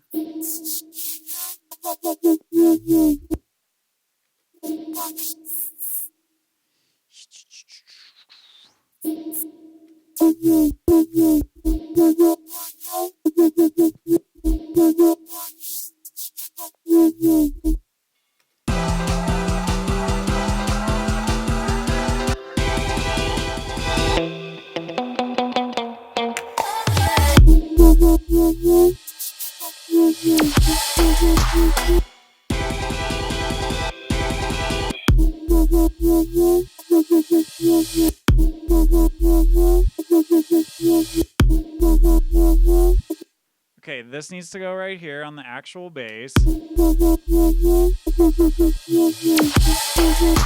And then, yes, that's okay. Here's what we're doing. On the one, you get the sub, but then once you realize that there's like a fake drop happening, halfway through you take the sub out, and then we'll put a riser right there.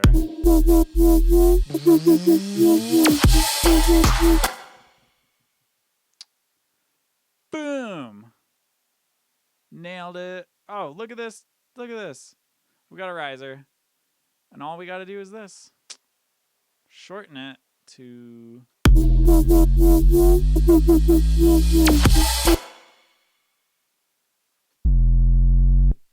And then we're going to fix the pitch bend, make it go...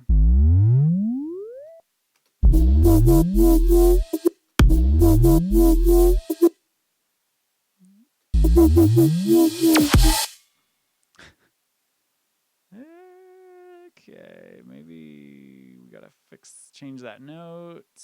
Let's see. Okay, a little too much pitch bend.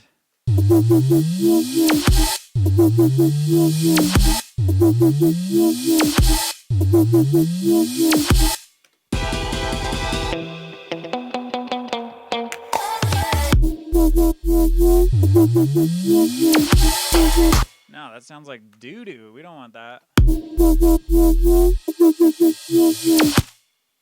Okay, let's focus on this. I'm going all over the place. I'm total ADD mode right now. Let's do this though.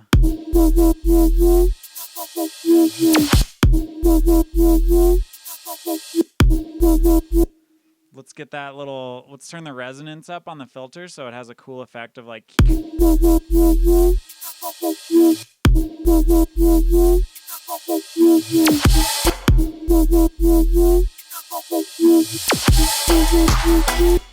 Okay, and then we gotta really make sure we only have it on like right here.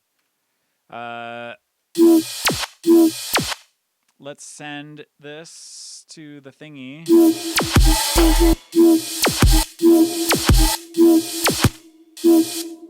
Let's automate the resonance so it's not all crazy right there.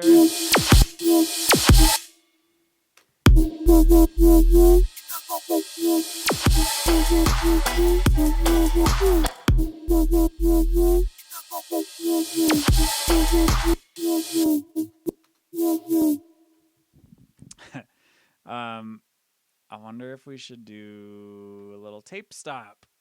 Probably. For good measure. Kilohertz tape stop. To the rescue. Making us sound really cool. Because it does a really cool thing like this.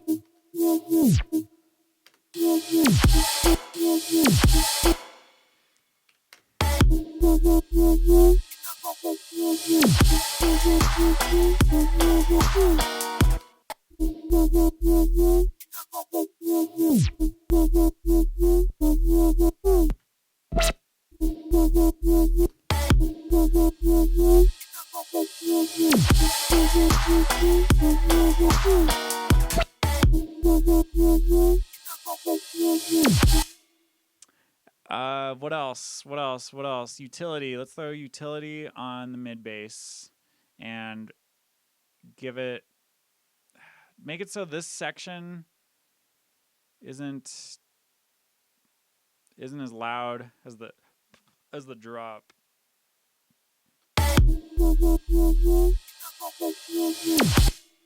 Let's turn this sub down.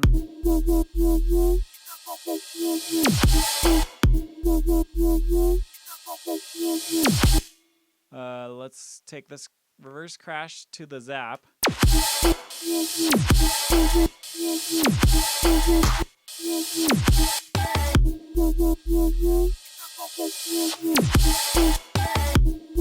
Is there anything else going on? Oh, we have this thing too. Let's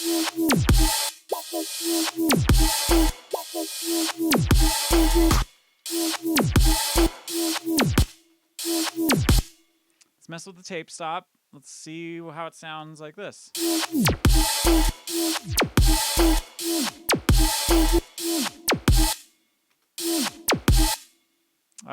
Let's do some of this. Let's turn the stop time up.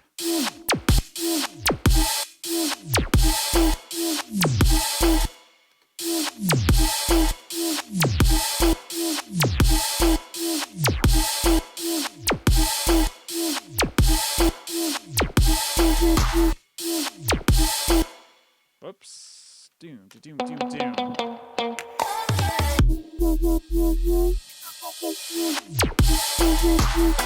Nah, I kind of want it to play that last note.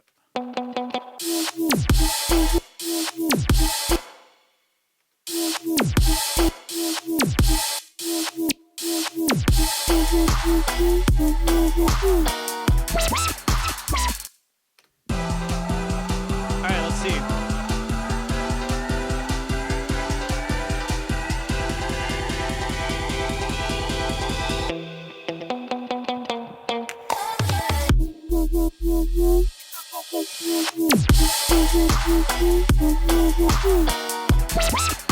Dub effect right on the drop to fill space. I agree, that could be kind of cool. I want to mess with these vocals too and see.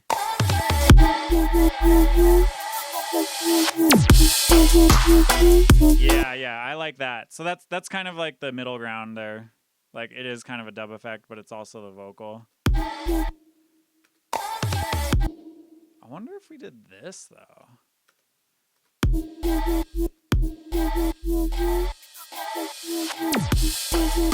Nah.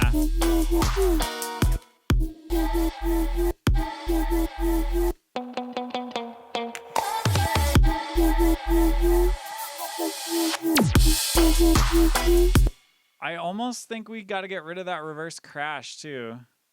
And maybe the reverse clap.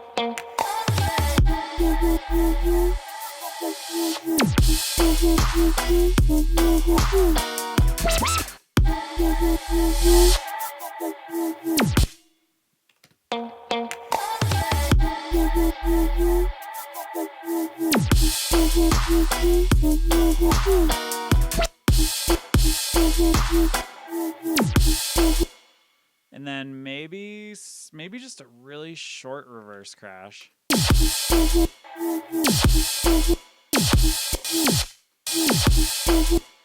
Obviously, we'll make it way quieter.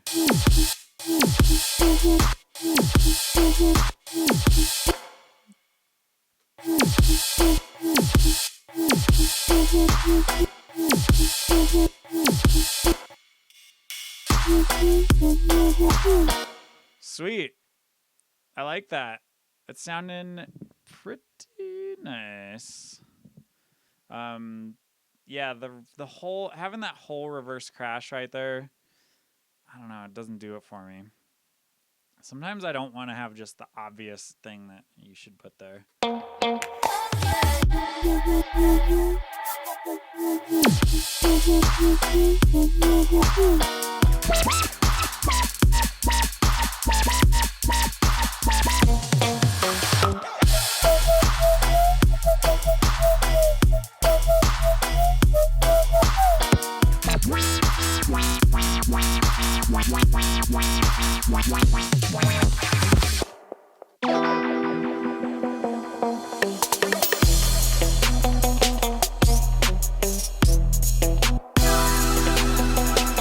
Oh, look at that. What a way to end it, huh?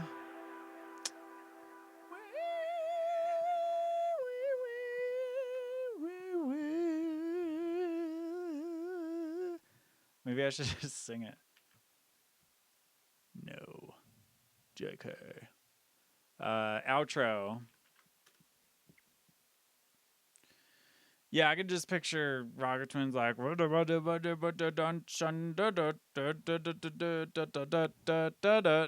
just do all those catchy, like, I don't even know how to explain it. They're just good at catchy, but still melodic. It's like halfway singing, halfway rapping. I think it'd be perfect on this. So what I'm imagining is they do a hook. Verse 1 maybe could be like the hook, and then we take, or I guess verse 1 could just be a verse, and then we take part of it to like the build up.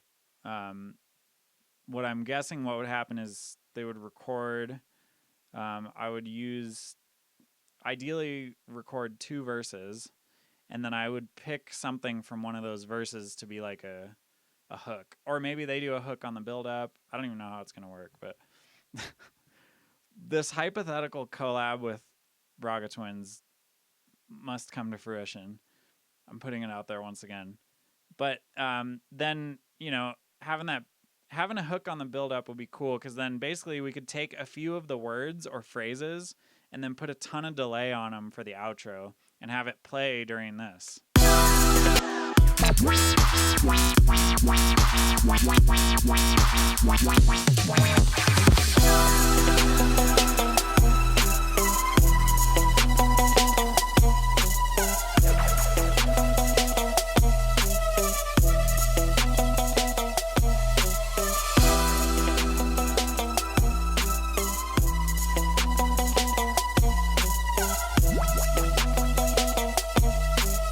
And then we're done. I mean, that's a wrap right there. That feels like a good ending to a song, if you ask me. So, yeah, that's tight. Let's see.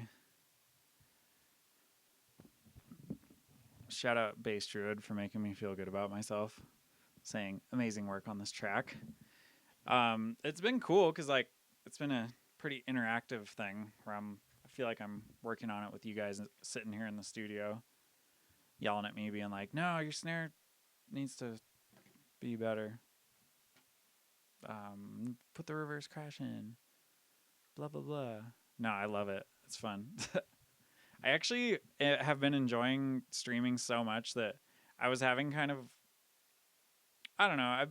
I've been having a really weird day, but it started yesterday when I was with my friend Tom Shank Aaron, and we had my son Nico in the back, and we were driving. It was like yesterday evening. We were driving down the road, and we watched this dude in a pickup truck who looked like he looked like a tweaker who was like sweating, and he had a bunch of shit hanging out of the back of his truck, like a ladder that looked like it was about to fall out. And he started swerving, and he was going about 50 right in front of us. I kept my distance because I was like, this dude looks kind of sketch.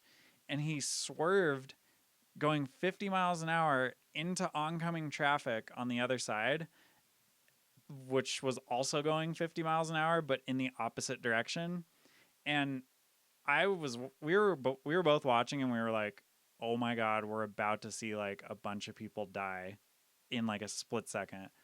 And somehow this dude like parted the seas and 4 lanes of traffic like swerved and like somehow missed this guy. And then he like just wandered back over. It looked like he had either had a heart attack at the wheel or like fell asleep, but craziest shit I've ever seen driving. And it just like shook me and I don't know, put me in a weird mood today because I was like, oh my god, you could just be minding your own business driving and that person could be coming at you head on. So crazy shit. Anyway, it threw me off a little bit. You know, whatever. Made me had a weird morning and all that. But then when I started streaming today, it kind of like I feel like this kind of fixed it because I mean, I get to talk to you guys. I get to write music. It's like, you know, things that feel good, that make me. That's why when I started the stream, I was singing and I was like, I feel good, good, good. I feel good, yes, wonderful good. Anytime I'm gonna in my neighborhood. That song. And yes, it made me not want to drive. It also made me want to get a Tesla really bad because they're like tanks. They weigh like 3 times as much as a normal car or something. I don't know if that's accurate, but they're super heavy and they're like super safe. So if you were in that predicament and you got smashed by this dude, I'm pretty sure if you were in like a Model X, you'd probably survive. Turns out though, they're kind of expensive. No, they're really expensive. So yeah, maybe someday. Maybe I'll win the lottery. A truck would be safer being higher off the ground, but this dude was driving a truck. He was driving like a big Dodge Ram pickup truck. Anyway, whatever. Pretty crazy shit. Be careful out there. Always be on the lookout. Always have a little escape path when you're driving, like in case something happens. Yeah. It's a crazy world right now. People are doing some crazy shit, you know? A lot of like drugs and just, I don't know. I think the last year has sent a lot of people down some dark paths, which is understandable because it's been a fucked up year. So, but I'm just saying, watch out. There's a lot of crazy shit going on right now, and I don't know. You gotta like stay on your toes. But that's kind of why we're here. We can just get away from that for a minute and make dubsteps. I'm pretty happy with like how this song is sounding right now. I want to go through the drop and just. This is where I want to really get into the details of like how loud it is and like all that, and then possibly do some automation of the input gain on the maximizer because that really tends to it's like an easy way to just pump more juice into the track and create more overall dynamics. What I mean by that is like you have the input gain, I don't know. I wish they gave you the like decibels instead of 0 to 100, but whatever. Yeah, so for instance, like this. This would sound kind of cool here because the lower the input gain, really the more dynamics are happening because this is acting as a limiter.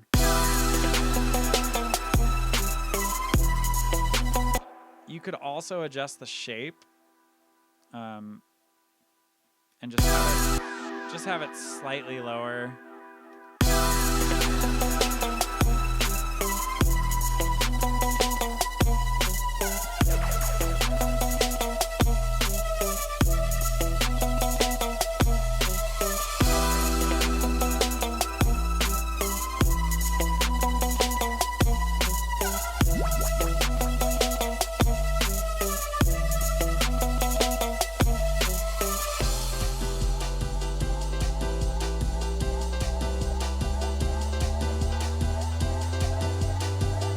So yeah, watch. When this drops, when this drops, the input gain and the shape are gonna crank up a tiny bit.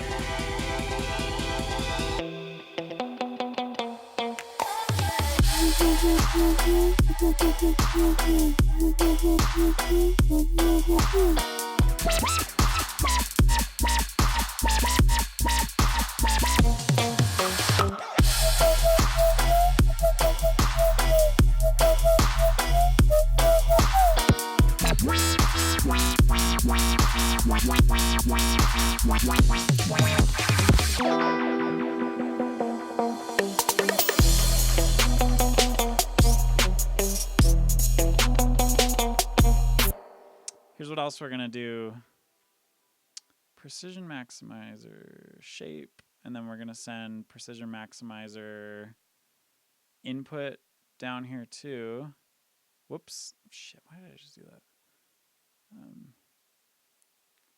And then I'm just gonna copy this automation. This is all on the master channel. Actually, I'm gonna copy it from verse 1. So we'll start it right there.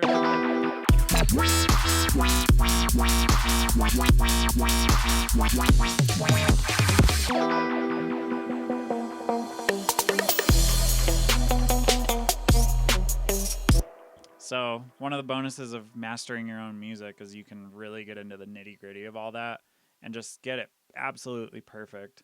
My mastering guy, who I've used forever, Bob Mack, who does an amazing job, like he's so good, but I'm kind of moving away from having someone else master my music for the fact that I can do these like minute adjustments at the very end to get it exactly how I want it. So it's basically just me being a perfectionist. Although the one studio upgrade I really want to do is get barefoot monitors in here. So once that happens, shit's about to go down. Steady Bop is asking what all takes place during the mastering process. Well, it's different for every song. It's different for every like producer. My mastering process is like fairly simple. I always have a utility where I adjust the gain. This is just the gain on a utility. So I have that going on, but then I also have, let's see, this right here. This is just a compressor, the SSL bus compressor, which I did have to buy. It didn't come with the U80, analog pack or whatever. Super sick.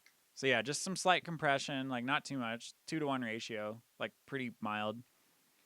I have Soothe, but Soothe, if you guys remember, it's only happening. Where is it happening? Oh shit, this shouldn't be happening right there. It's only happening right before the drop, just because there's so much commotion. Let's fix that too. There's so much commotion that I wanted it to happen right before the drop, just to give the drop a little more oomph. And then the creme de la creme is this UAD Precision Maximizer. If you have a UAD interface and use their plugins, get this plugin. This is like probably my favorite UAD plugin. It's just so powerful. It's like a better sounding version of a Waves L2 or L3, Waves Maximizer. It's tight. And then I just put it on limiter mode. I just turn the limit on and then I crank the input gain. And I don't really want to make this song any louder. I like how it's kind of dynamic right now. What's the difference between a limiter and a maximizer? Good question. Maximizer actually like saturates the song a little bit, so it adds character. And with this one, you can decide how much character to add with this shape. knob, and I usually have it around like 50. So really, it's like if you didn't touch the shape knob and just use the input gain, it would be a limiter. But once you start using this, it's a maximizer, because instead of just like smushing it into a ceiling, you're smushing it into a ceiling while also like saturating everything. And the other thing is you can turn limit off and send it to another limiter if you want. I was doing that, but I actually like how this one sounds. So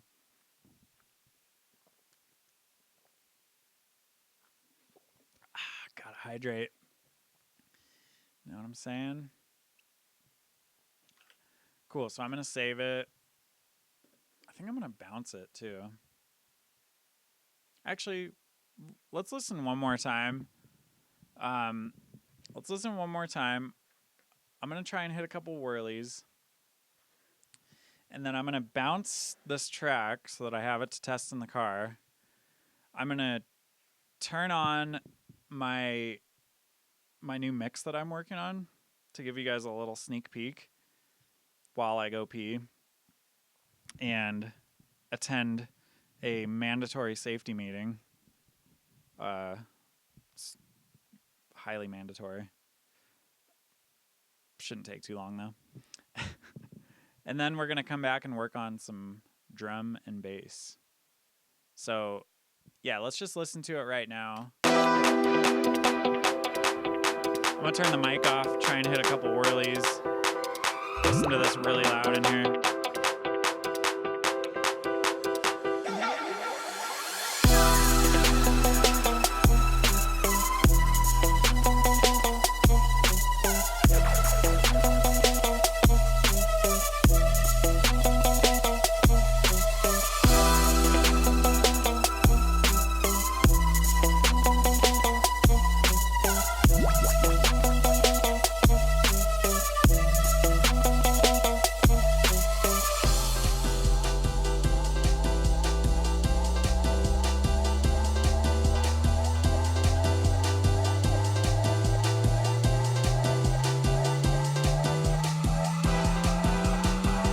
Whirly number one.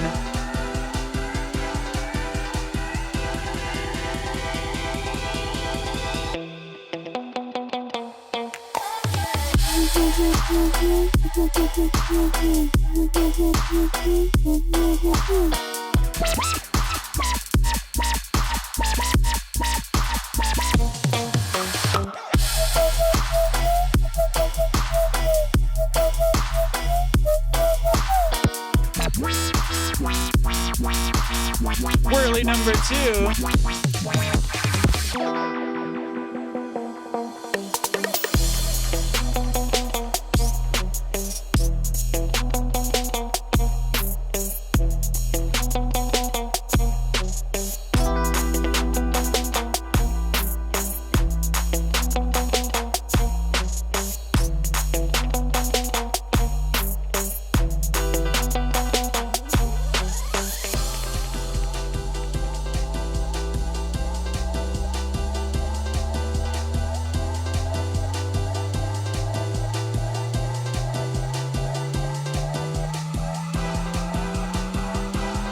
Whirly number three.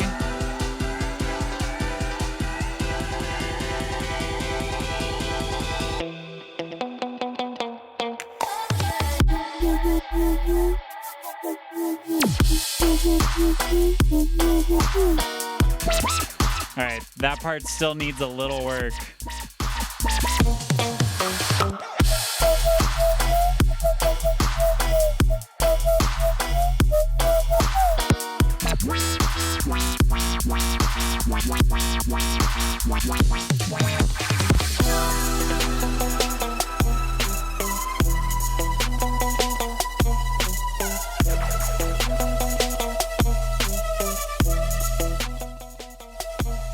Also, the transition going into that outro, we're gonna need to fix that next time.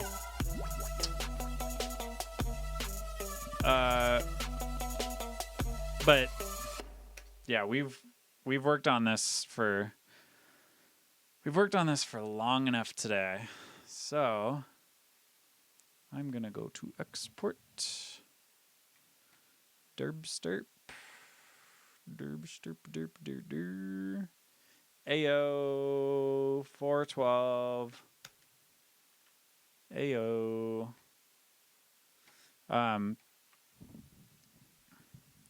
Yeah, we're gonna make the second drop sound better next time.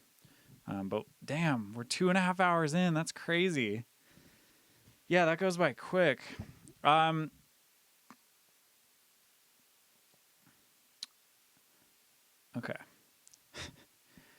So I'm gonna go pee here in a sec. I'm trying to figure out how to time this right. I want to play this mix. The Dirt Monkey and Friends EP is on this mix. So I hope that I don't get flagged by Twitch. I don't know, whatever. I'll figure it out. So yeah, I'll play you guys the mix after this bounces. I want to load up the next project that we're working on too.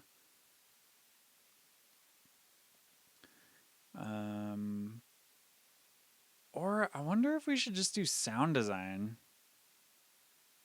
Should we just mess around and do some sound design? I think that might be a better move. That's kind of a fun, like, we're just chilling. Not really trying to... Okay, cool. You guys want to see that. All right, we're going to do that. It's more of like a fun little hangout thing to do.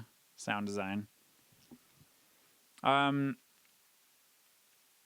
Okay, let me play you this mix. Do I make mixes in Ableton or do I always record them live? I mean, I do.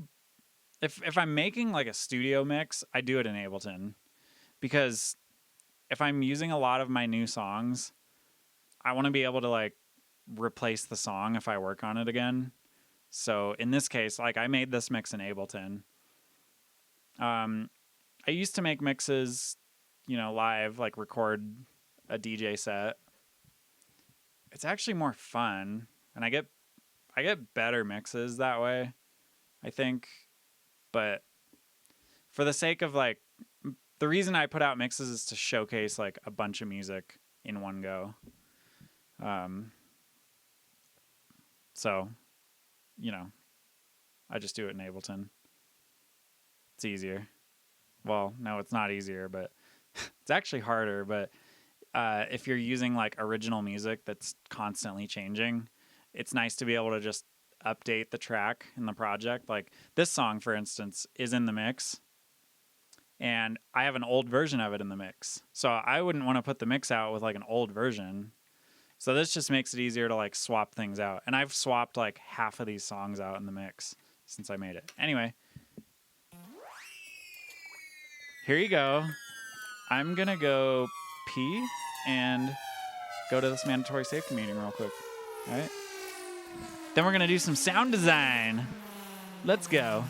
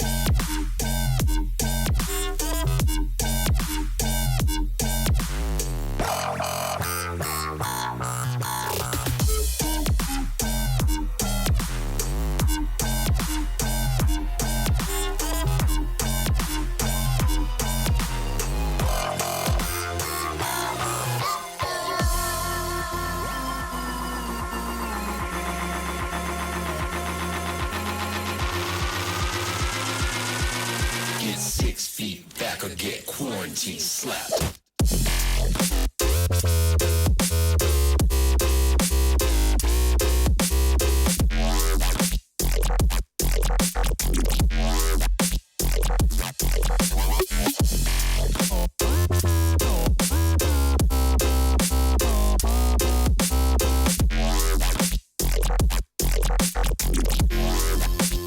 Quarantine slapped.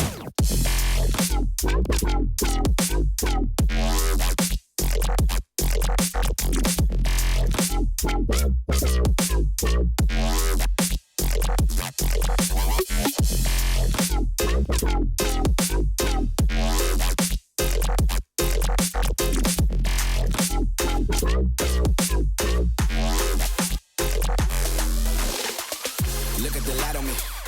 Don't it look right on me? Almost went crazy, but shady shit made me the top. I am right on it. Cold word, I keep a coat. A big deal in the key ain't low. Like what they competing for? Foot out on evil store. Then I beat the glue. Don't I illuminate? Then I eliminate every hater. End up right on my dinner plate. Blinking all in their face. Look how I set the pace. These niggas hella fake. I'm feeling hella great. And I still elevate at a hellish rate. I'm a speed demon and I keep gleaming. I'm a key bleeding. And my team eating. Why they keep bitching? Why they need reason to believe he is not the motherfucker on the road? Put me in dark. What is that? That's the best time that it shows. Welcome to my mix that I'm going to put out soon. That's all you get, though. Oh, that only took 4 minutes. Wow. Yeah, cool. Safety achieved, and got to go pee. So we're doing good here. I'm gonna drink this protein shake. And where will the mix drop? Well, I don't want to give too much away. Well, I'll give some away because I'm excited. Since the mix is all original, we're gonna drop it on Spotify. It'll be on SoundCloud also, but it'll also be on Spotify, which is kind of tight because I don't think anyone's doing mixes on Spotify. I've always kind of wanted to do that too, mainly because I would like to listen to mixes on Spotify personally. Like if I could start, if I could have a whole playlist of like mixes to listen to, I would be pumped and I would listen to them all the time. Actually, I guess the Hospital Records podcast is kind of like that, but this is a mix, like no talking on it or anything, which I kind of prefer. Full Swing says, hell yeah, more Spotify mixes. Well, maybe we should talk about that. Wink, wink. Know what I'm saying?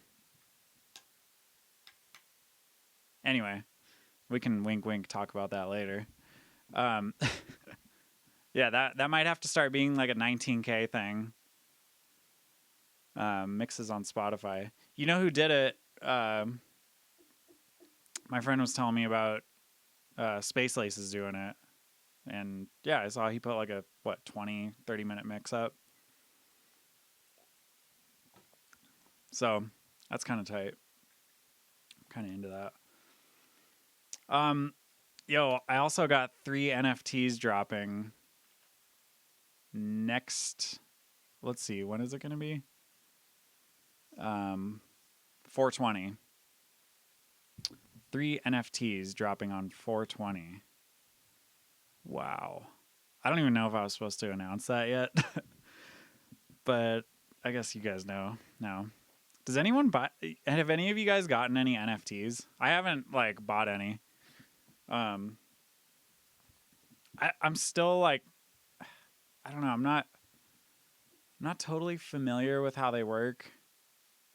I kind of like the idea though of it's like a record. I don't know. It's like almost like a physical thing. Like you could decide to just make one of it.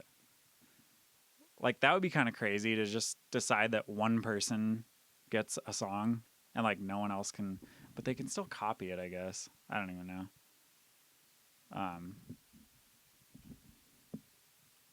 know. Getter is selling the original Dude video as an NFT. That's a good idea. Which synth should we use? What do you guys want to do? Should we do Vital? I haven't really messed with Vital in a little while.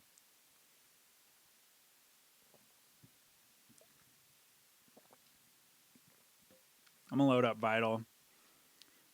Mainly because I want to mess around with it more. Do you guys all use this one? Do I like phase plant? I'm not a huge phase plant fan. I tried, but to no avail. Is that how that goes? Oh, is that how that goes? Let me drink some water.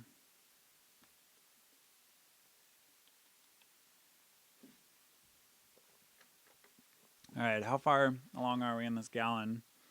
I'm like a fourth of the way there.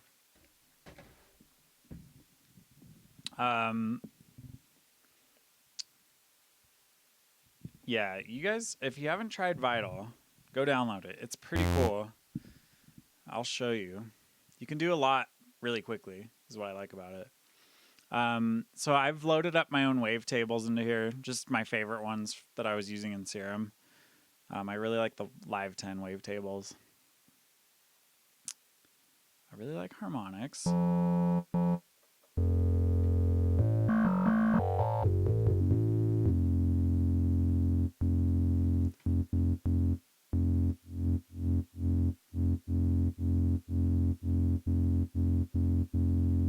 Just giving it a little bit softer of a thing.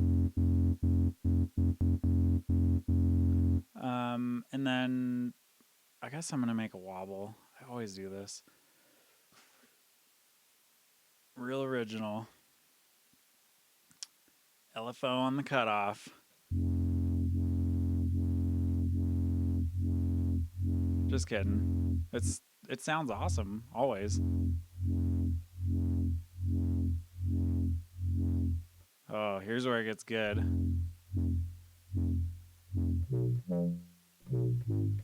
I know, it's like pretty muffled right now.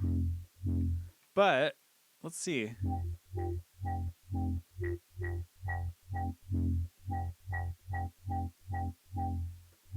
Also, it's kind of quiet, I guess, huh? Yeah. Let's go to effects. Let's compress it.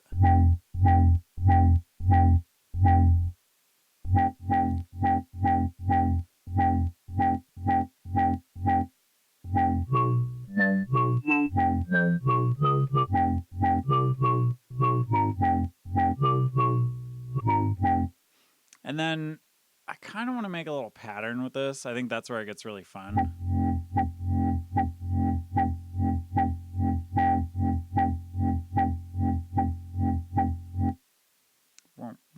Like a little.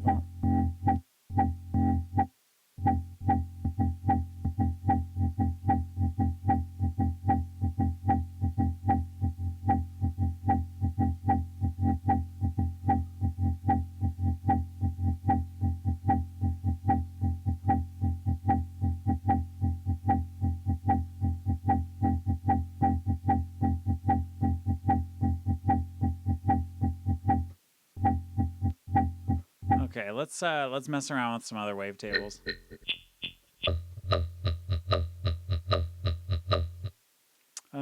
Let's go to Glork. Final Glork wubs, wavetables, blah blah blah blah.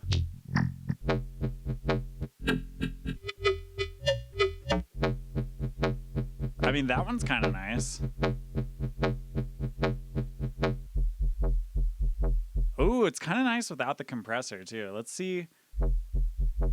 Okay, this is what I find I have to do right away, is chuck this on there. 1176.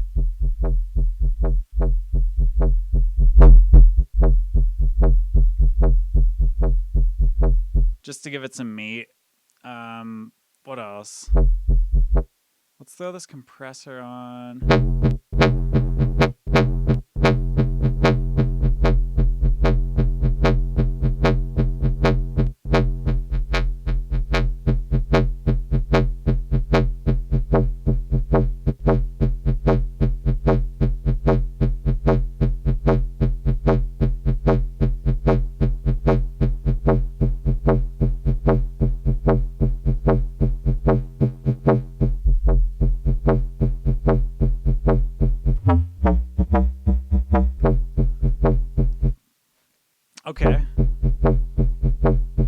Okay, that's kind of cool. That's a fun little rhythm.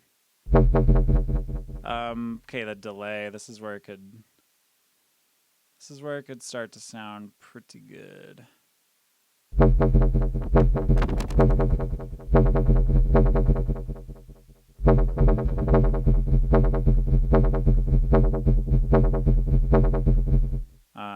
Yeah, these are okay. These need to be tempo or no, right? No, seconds. There we go.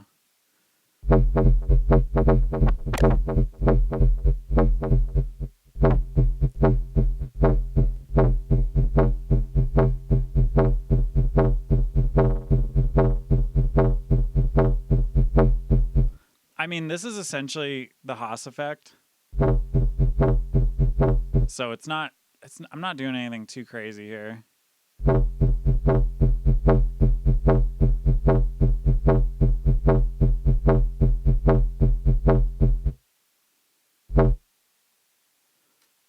Huh, all right.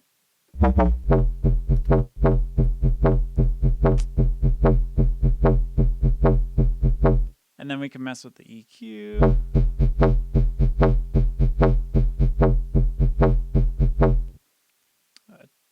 Throw the LFO on the gain.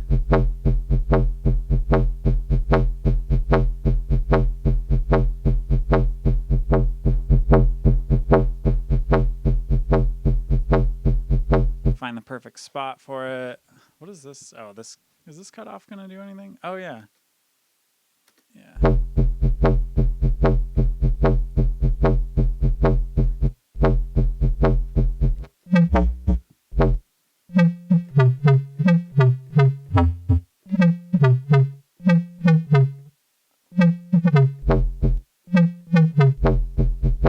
That would be kind of cool.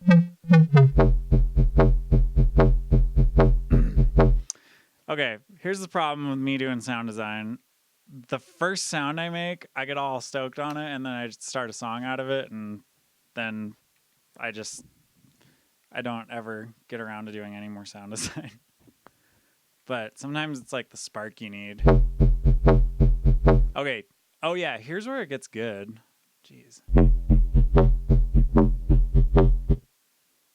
Like throw another LFO on that.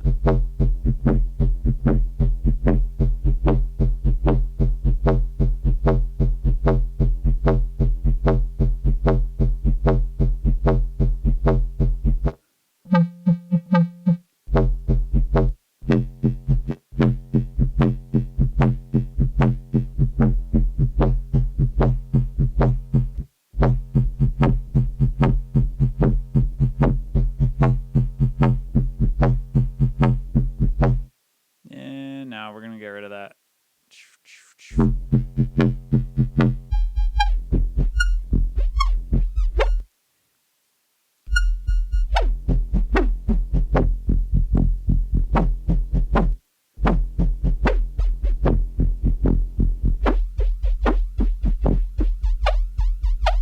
Oh my god, it sounds like a fart. Yo. That sounds sick though. Oh, damn. Ah, something about that just sounds great. Hold up. Whoo. Is that cool? Does that sound good or no? I mean, how sick of a bass line would that be if it was just like... Obviously, we'll turn this, yeah, to H1.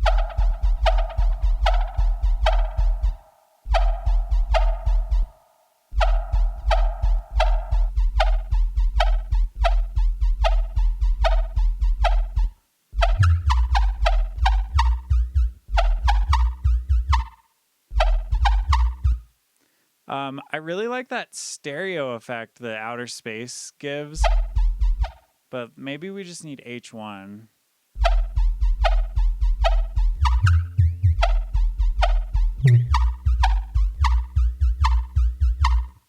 What about the glide?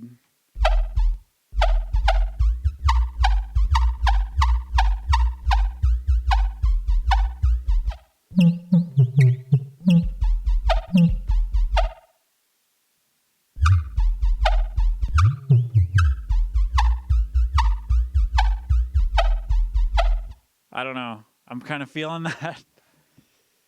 Feeling that sound.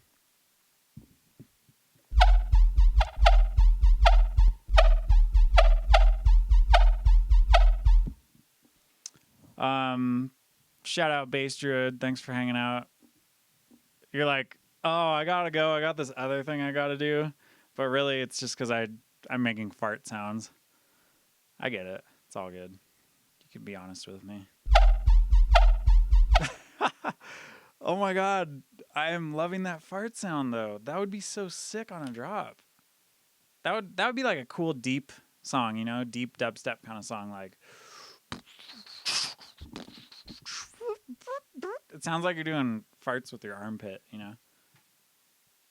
I'm gonna name it that. Armpit fart bass. Bass. No, I do think a really minimal drop with just that would just, with like a fat ass sub. Definitely would use operator for the sub.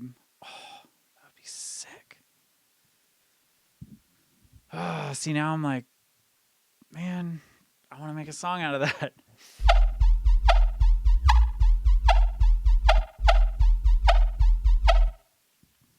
Tell you what.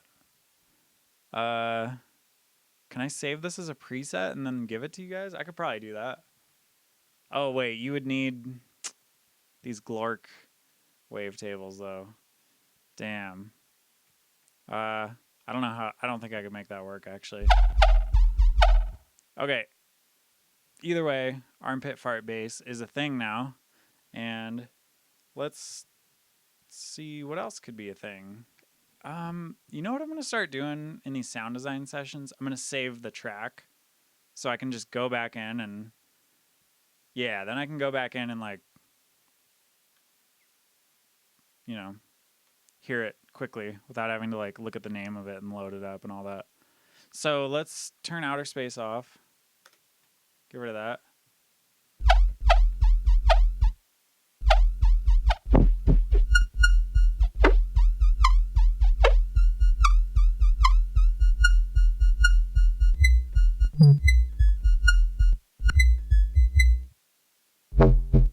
Okay. Let's just move on to something else. These are kind of cool. The digital ones from Serum.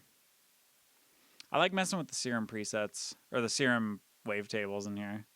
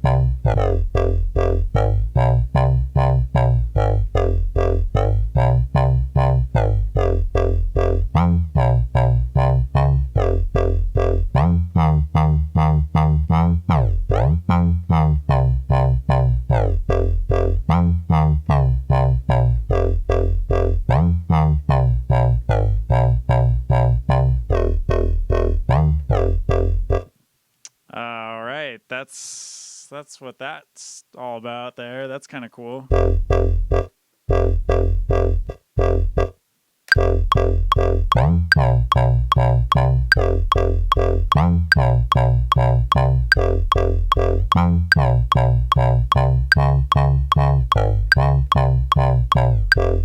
Yeah, I don't know. That's kind of a fun little sound. Shit. Yo, I'm so annoyed that I keep forgetting to bring the melodica here. And every time I'm streaming, I'm like, shit. Ah, gotta bring that. I just want to. It just makes me want to play melodica now.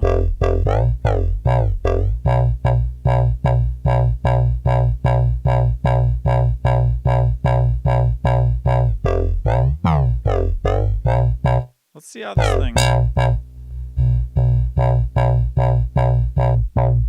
Oh, yeah, there we go.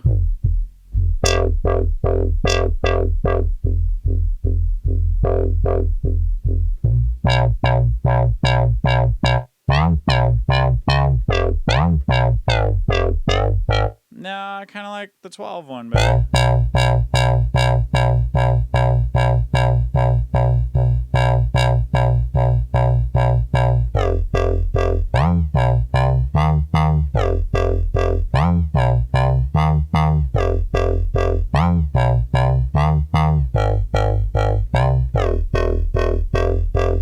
Something like that. A little resonance. Yeah, actually, good point.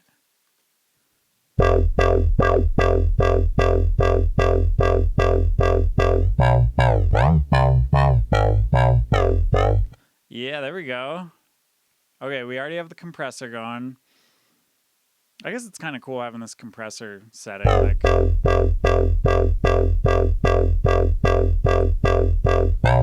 oh yeah, this delay is doing a little Haas effect type thing.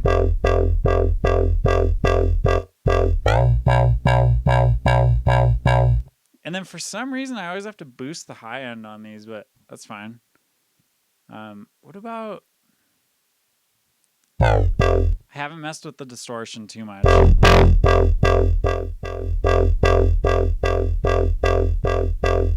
But let's attach an LFO to the drive.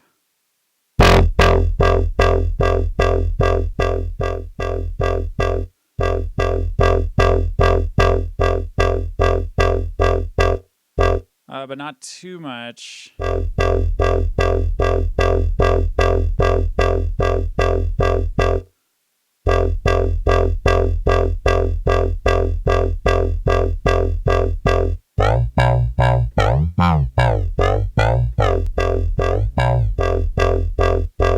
Whoa, that actually helps a lot. Yeah. Steady Bop struggles with getting high end in bass. Well, this should fix that. Look, I mean, really, just this EQ section is kind of, that's a good spot to start. Yeah, just crank it. Don't be afraid to crank it.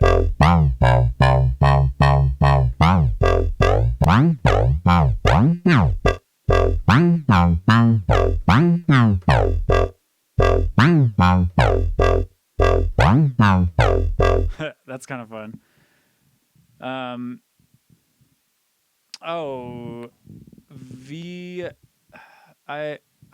can't even read that. I'm the opposite. I always get a good high end. Oh, McCartney. All right. Sorry.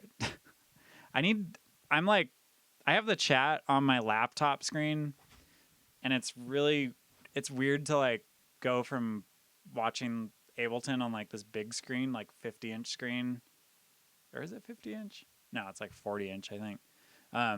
To like squinting at the laptop. Anyway, the mids are a muddy mess. Any suggestions? Well, it's probably because of your wavetables. You just got to find the right wavetables and figure out how to use them right. Because if I hear all the muddy stuff, I just adjust something on the wavetable or like load up a completely different one. So actually, let's see what's going on here. FM oscillator.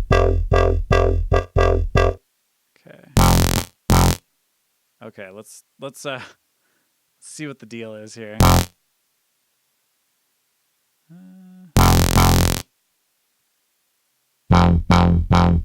Oh,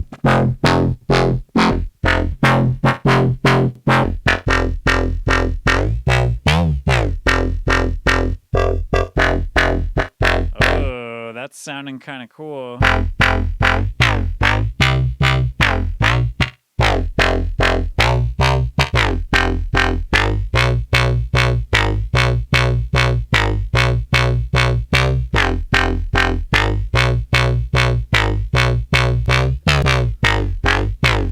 Yeah, that's kind of cool. That's kind of rattly and, I don't know, funky.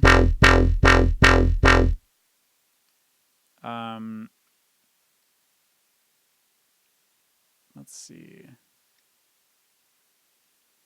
Oh, level. Okay, let's.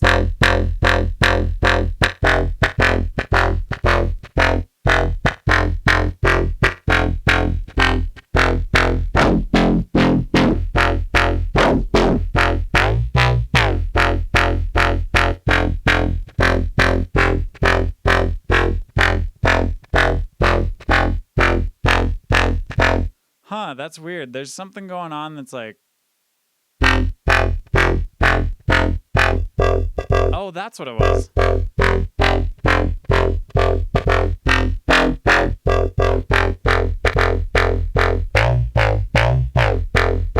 Okay, so this is kind of cool. What we're hearing, that change that we were hearing is this, the FM from Oscillator 2.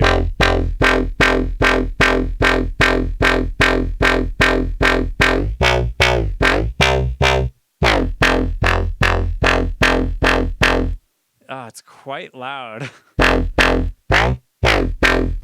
I mean, this is... Oh, I know what's going on. This U80 situation needs to chill for a sec.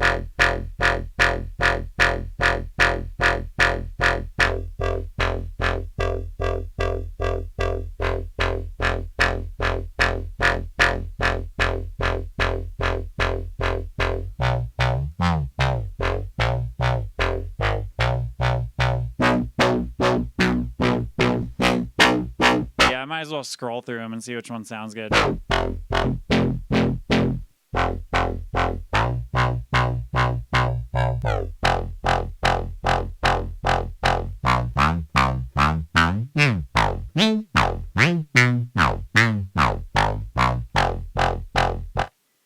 All right, well, we're getting somewhere here. It's sounding kind of cool.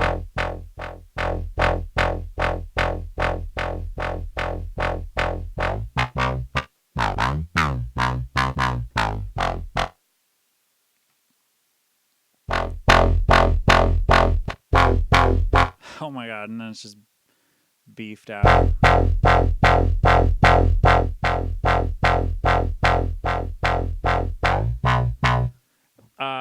Okay, what else would sound good on that? Like OTT, probably. Woo!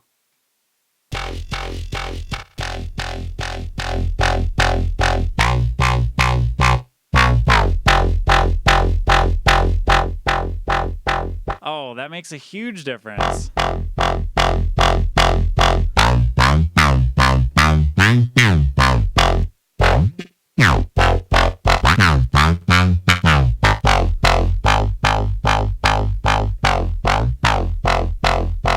Sounds pretty good, around 34, 35%. Yeah, insta-thick. That's what that thing might as well be called.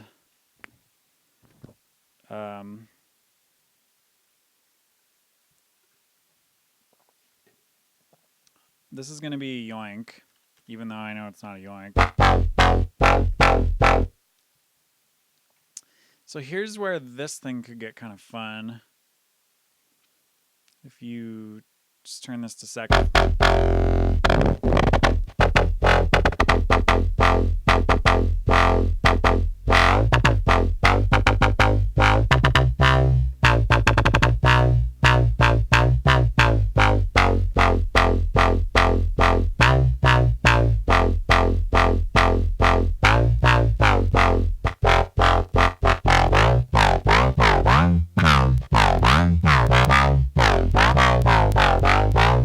So there is a little like clicky going on.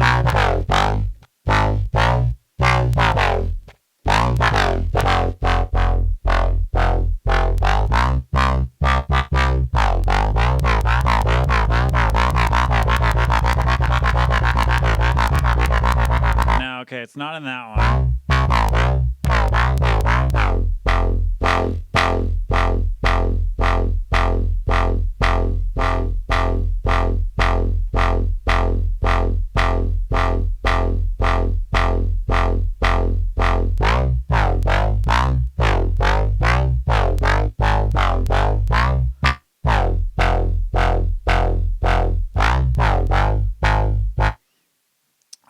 Where is that clicking coming from? Let's see. Let's see if it's like an attack on the is it LFO attack? Right? Isn't that a thing?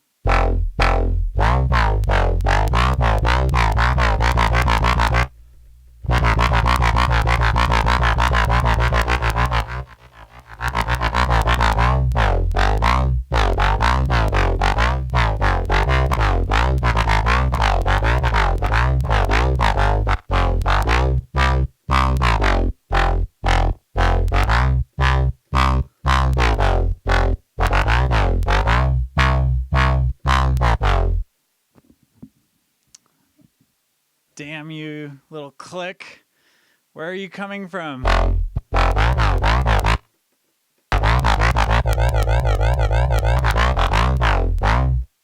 How do we get rid of that click?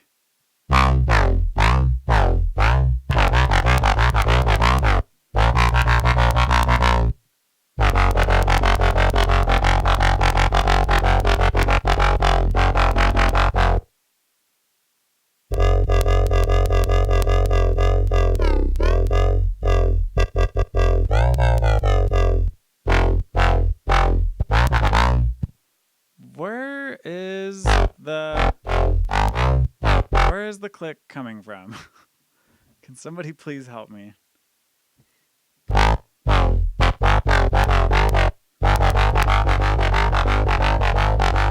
that's where the click's coming from. Okay.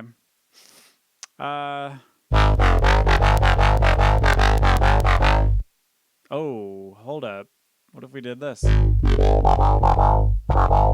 Oh, wait. Pre-filter? No, it would be post.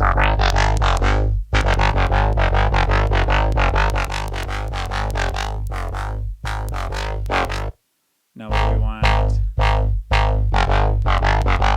No, it's still there. This doesn't make it so the click is not there. Okay. What about LFO to mix?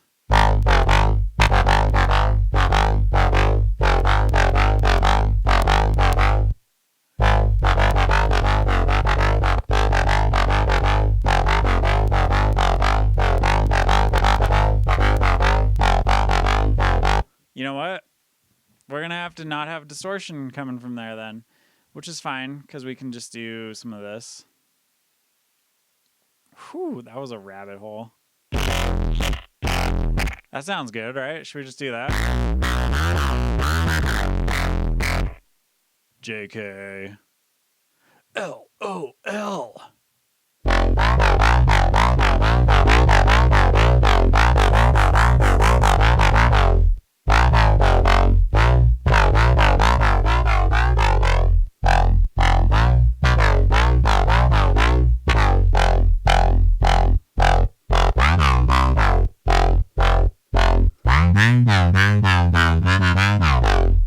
This is like kind of sick. Although, you know what? As much as I love camel fat, I think isotope trash might actually work well here. Trash 2.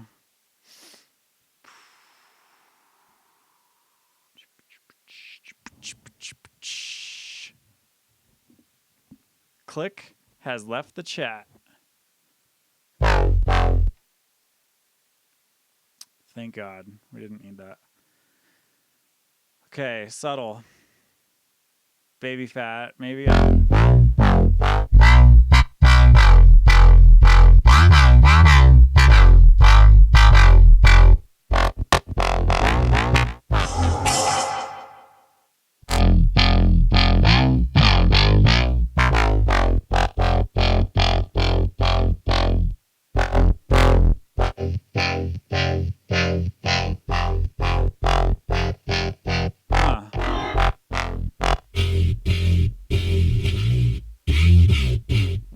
these are kind of trippy.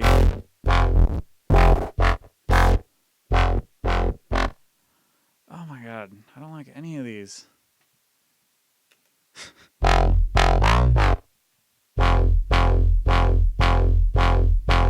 All right. I really don't think it needs much distortion, but it could use maybe just some EQ.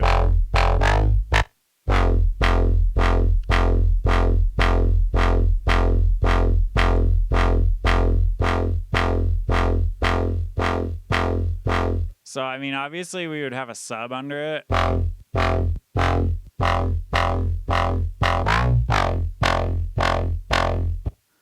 We also need some expansion.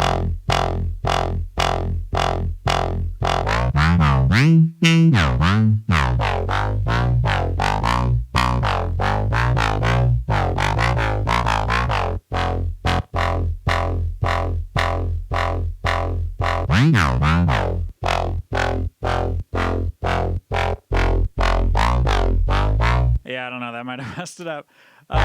Let's just leave it. I like that. I like the yoink.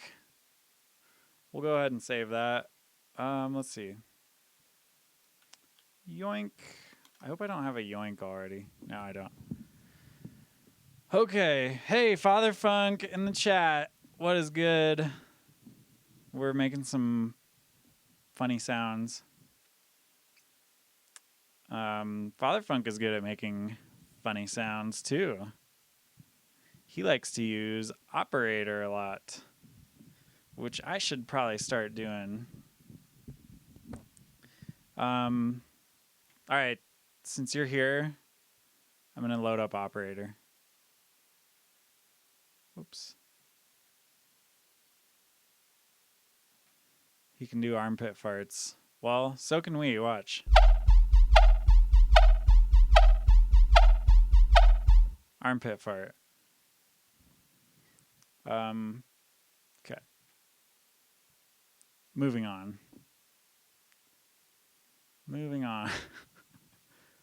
What am I doing? Where's do I not have operator on there? Oh my god. Okay, let's see. Let's see what the deal is here. Let's do some like sine wave stuff.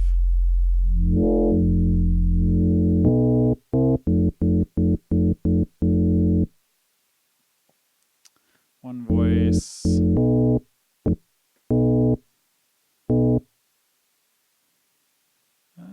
Yeah, we'll do LFO.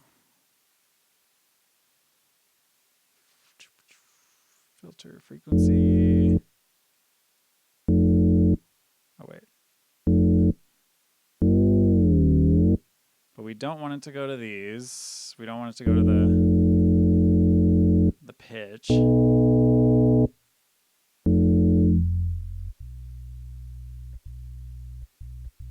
What am I missing here?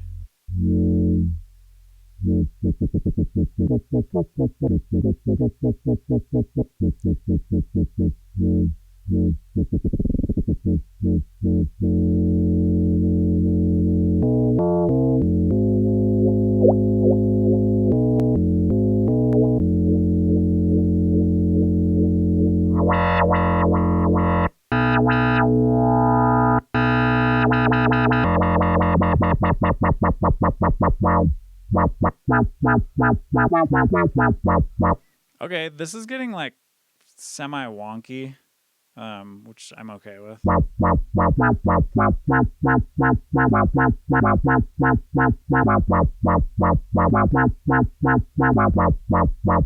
Let's see, glide. I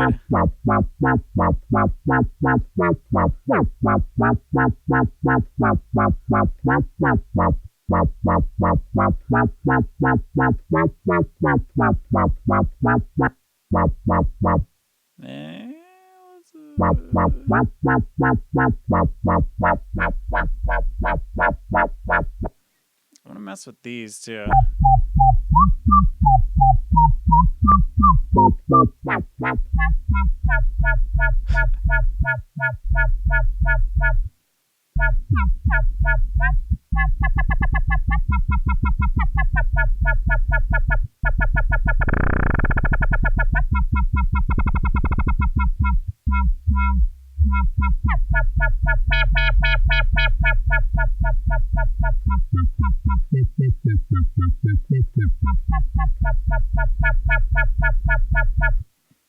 And then I would for sure like get rid of the sub on it and have a sub playing underneath it.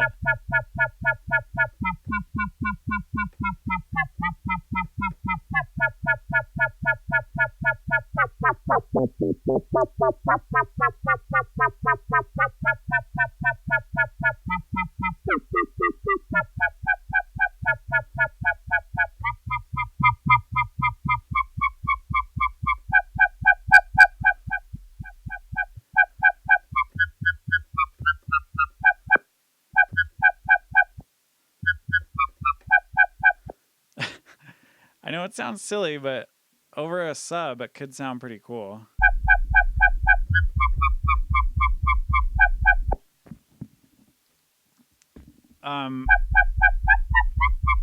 Also keep in mind there's nothing on it right now.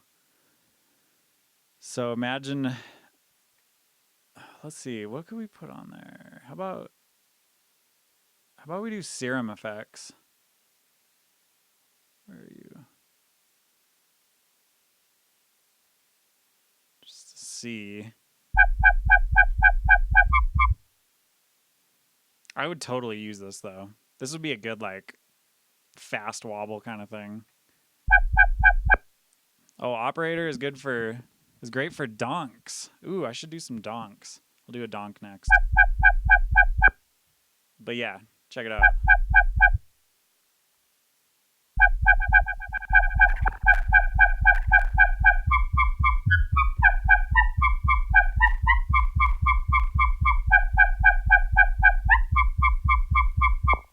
Wonder if you can do LFO to... Oh, okay, that doesn't really work, I guess. Yeah, okay, let's get rid of that.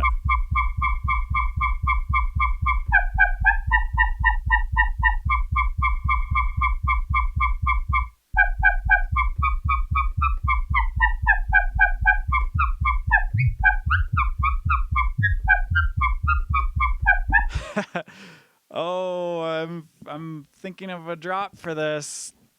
Oh, I'm getting distracted again. Yeah. Anywho. Oh, Father Funk has a tutorial on operator. Everybody go watch Father Funk's operator tutorial.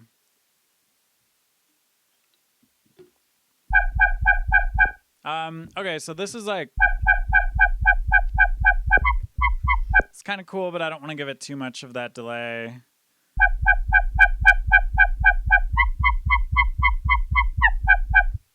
Oh, you know what could sound sick on this? Hold up. This might be kind of crazy. Manipulator. Manipulator has this really cool detune thing.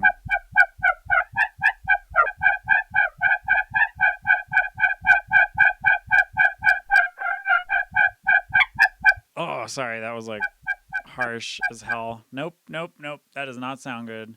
That is bad. We're not doing that. Dang. Father Funk with the operator tutorials. Didn't realize you had those going on. I need to watch one. Or watch all of them, I guess. I watched a really cool Mr. Bill one that like teaches you how to make sub bass, and it's the only sub bass I use, unless I have like some crazy modulation going on of, you know, the filter and all that.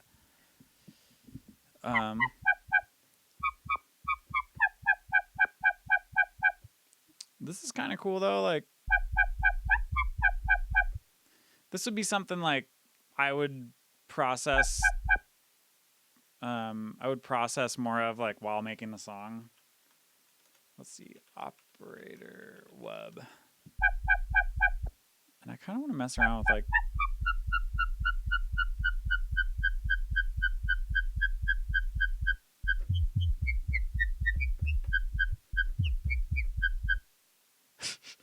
It's just kind of fun, like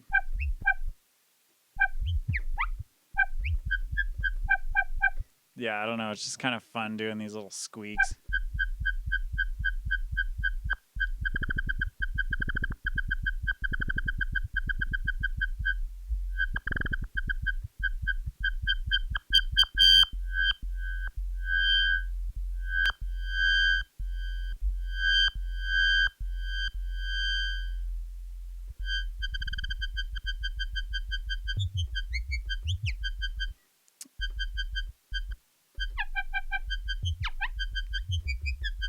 Yeah. I don't know. I'm going down a little tangent, I guess. What about a little compression? How about some of that? Oh yeah. Oh yeah, that gets it. That gets it pumping a little bit.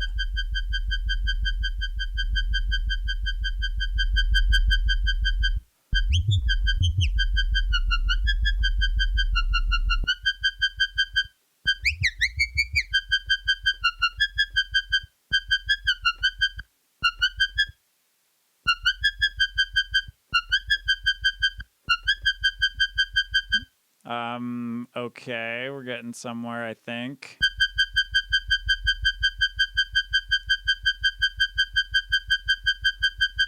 This is the EQ I got going on.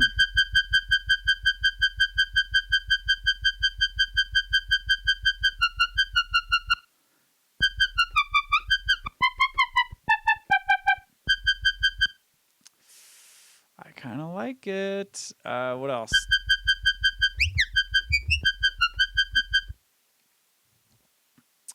I think it would sound good over a sub that has a lot of erosion on it. Like a really fuzzy sub on the underneath this. I think would sound pretty sick. But either way, I'm going to save this group as operator web. Yeah, that'll be kind of cool someday. Ooh, protein shake. Protein shake, gang.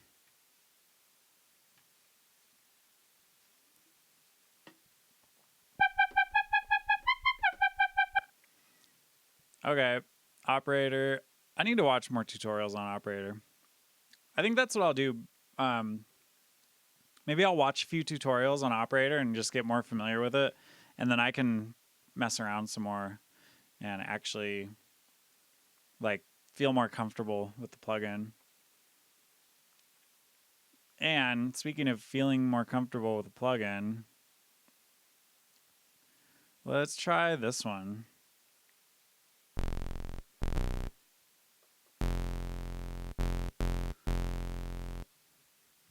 Okay. Yo, you know what was the weirdest synth? I guess it's still around, but FM8. That thing is so strange. That was always so hard to use. So for some reason, you have to do this every time. Envelope 4 that goes to the volume is always like this. So it's like not a full note.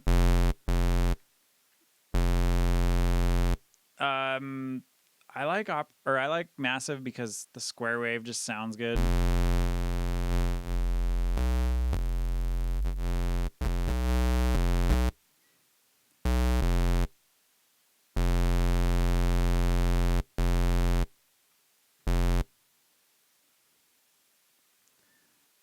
Let's see.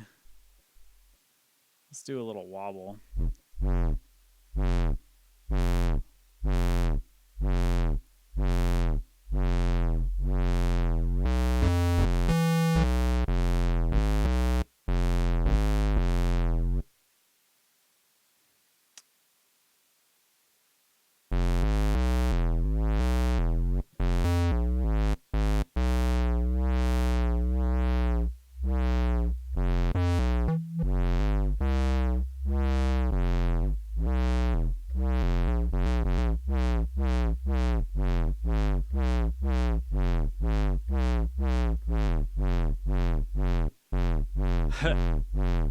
Okay.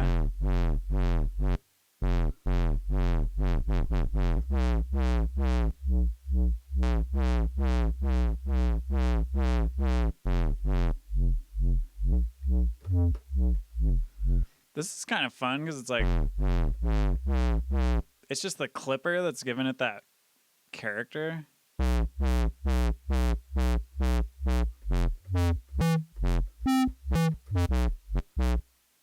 Um,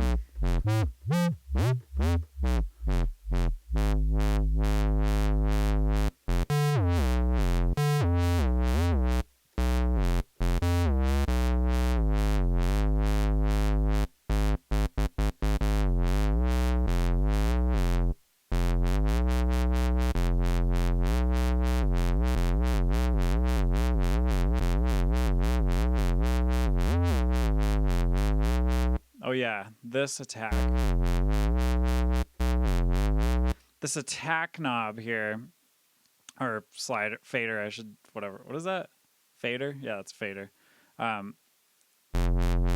It actually helps when you're like playing different notes together. The longer the attack is.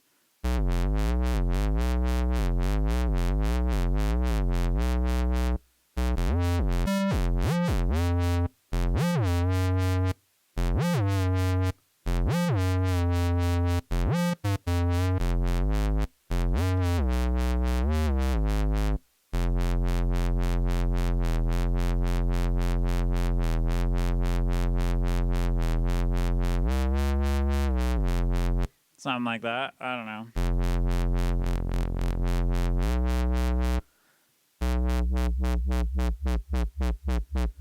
And then we could do the resonance.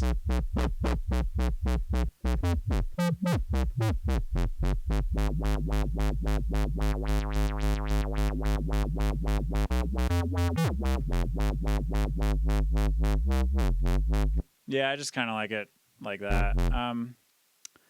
And then we could maybe try and add another layer, like.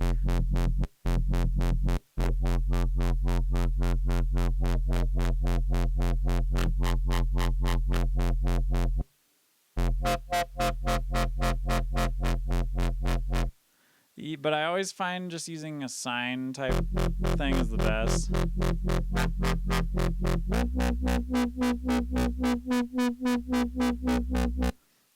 This might just be. Yeah, there we go.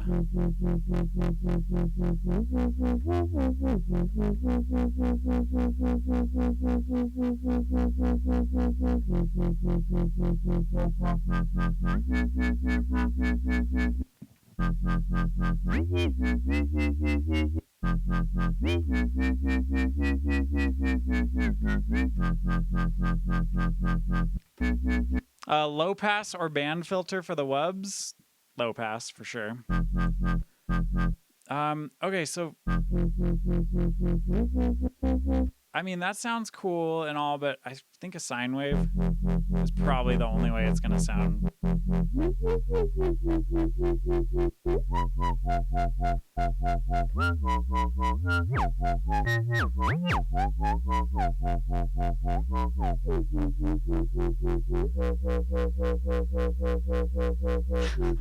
You know what's funny is now that I did that, I'm like, now this needs to be a sine wave.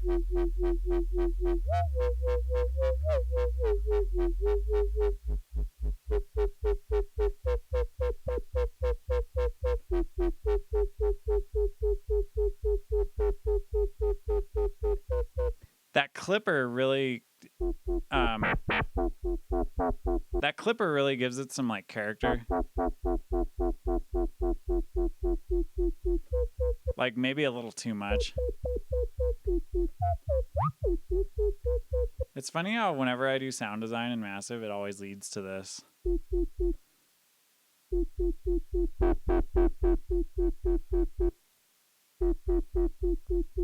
I don't know. Let's try the hard clipper again.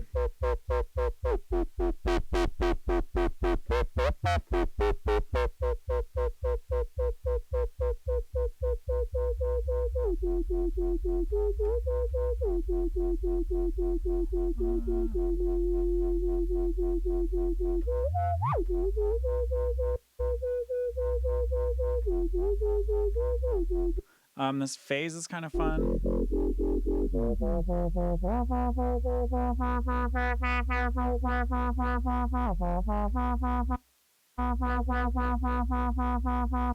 Nah.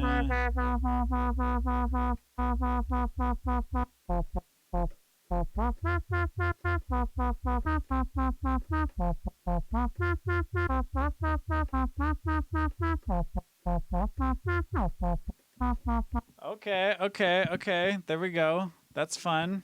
We're having fun now. Sorry, I'm getting some. Oh shit. Oh, my friend just sent me a new Anthony Anderson Pal Peralta deck coming out soon. Whew.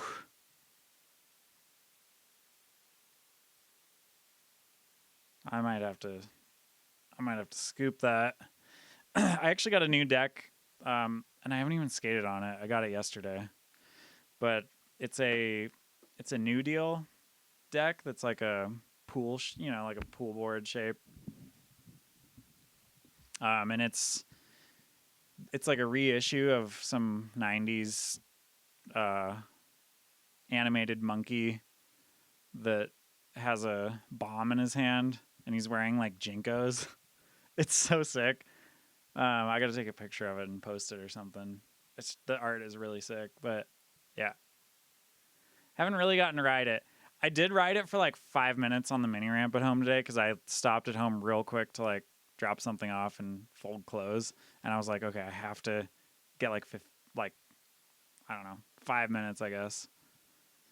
Am I going to get a Jenga deck? Oh, yeah, Jenga decks. Well, actually, yeah, I would like to get one. That would be cool to start hanging stuff up like that of my friends.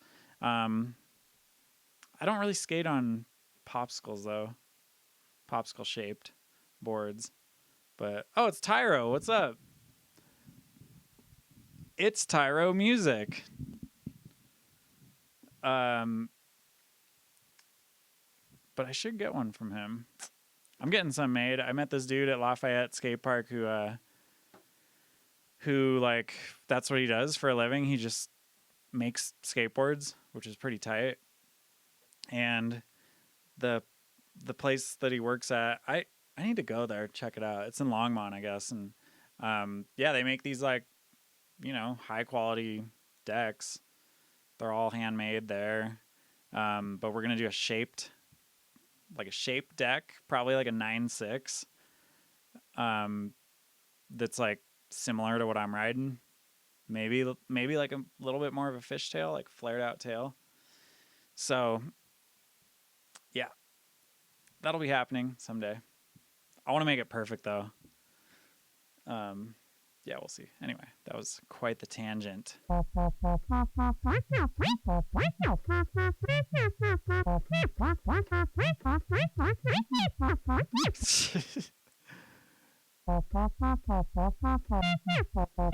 Oh, wait. What's going on here?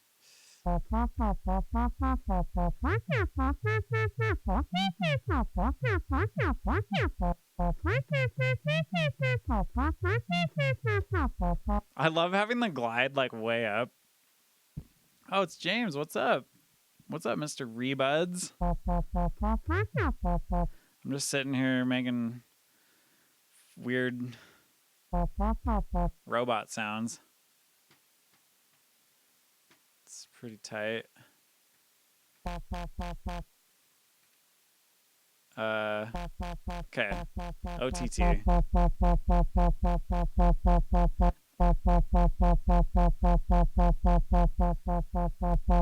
Got a little bit of distortion going on. Wonder where that's coming from.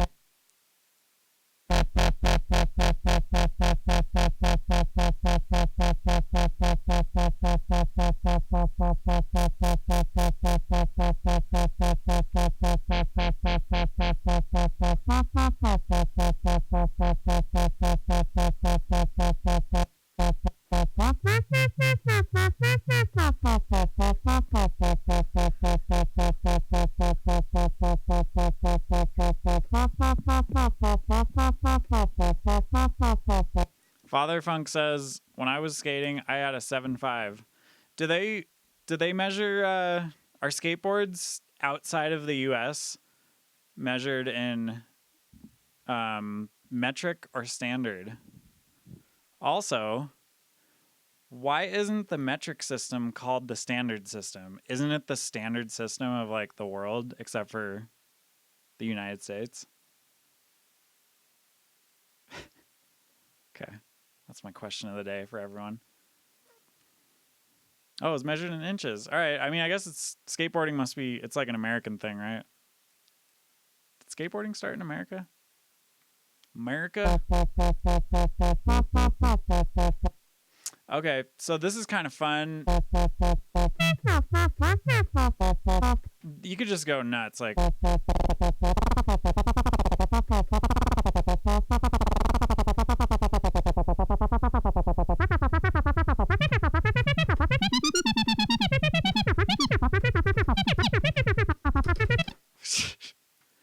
Yeah, you could go nuts. You could mess with the phase.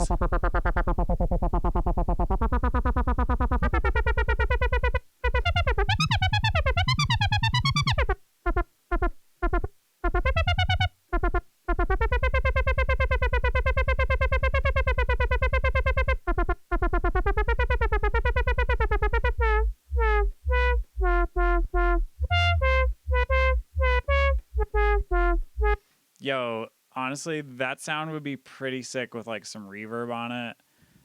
That's like a pretty clean wub, actually. I'm gonna leave that shaper thing off because that kind of ruins it.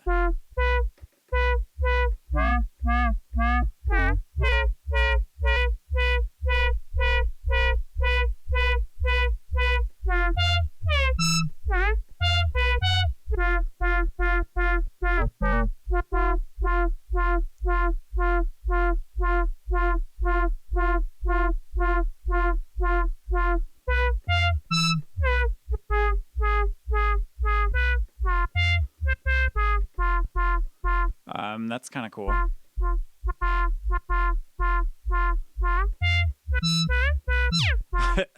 Those high ones are like a little bit much.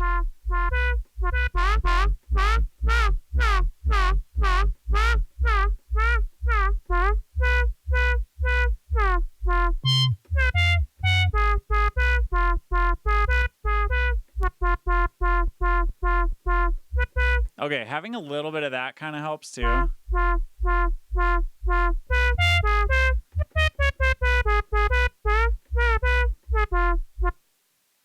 Okay, there we go. We're getting somewhere.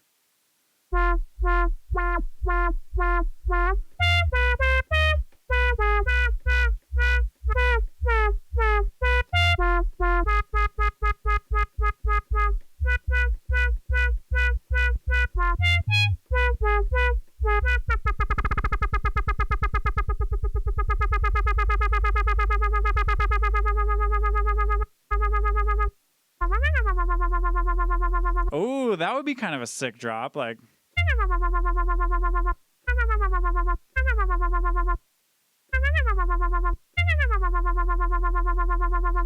Oh.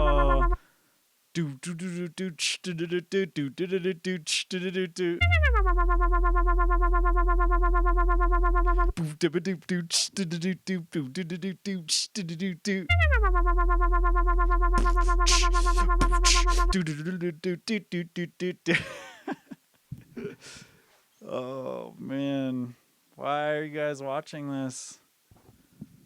Why? No, I'm just kidding. Yo, I want to get a didgeridoo. Oh man, I need to get a didgeridoo. Shit. I've been trying to think of what instrument to get next because I really want to get I want to be surrounded by instruments at all times. And no, you didgeridoo don't. Oh, whew. Yo, Will, were you here for my joke earlier? I made a joke. I was using Soothe 2, and I was talking about how it adds artifacts, and it was adding a bunch of artifacts, and I was like, yo, we're not trying to do an archaeological dig here. we're trying to soothe. Anyway, it was like an artifact joke. It wasn't that funny, I don't think. I can't hear the audience laughing.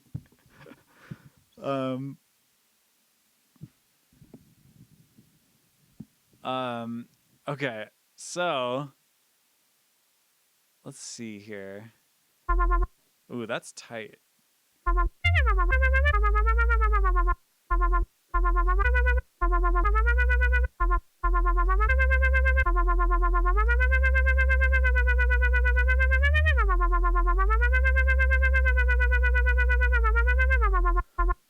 That's gonna be sick. Yeah. I don't know. I might just leave it. Oh, it's got some OTT. That's helping for sure.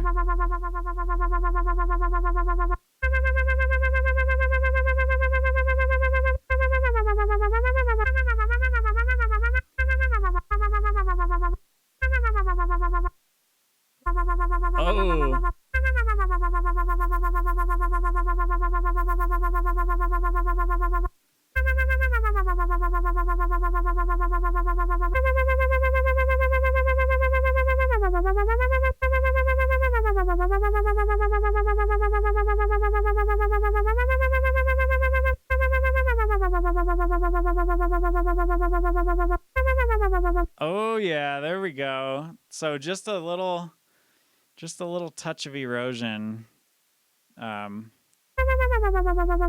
sealed the deal, I think. Wah wah wah wah wah wah wah wah wah wah wee wah wee wah wah wee wah wee wah is what I just named that instrument rack. So that's cool.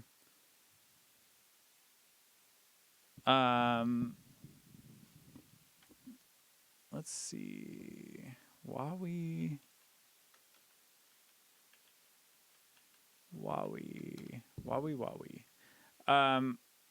Tight. We got a few sounds in here, huh? Let's see. Let's go through them.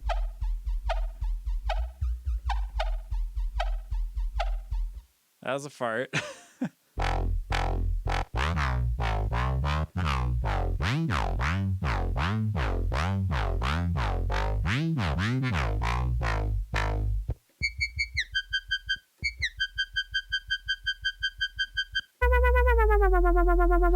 Okay, so it's pretty clear that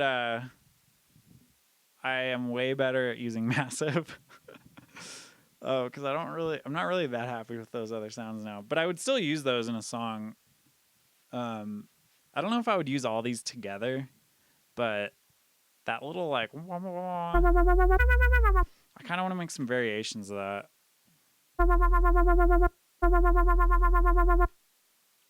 Let's see. So you know, you could like, oh my god, if anyone has a sub pack on right now, oh, that just shakes the sub pack.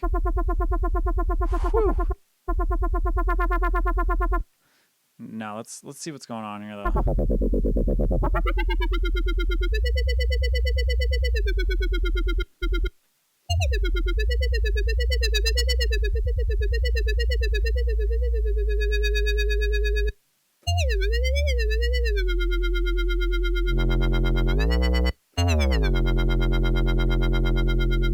Oh, we could do this.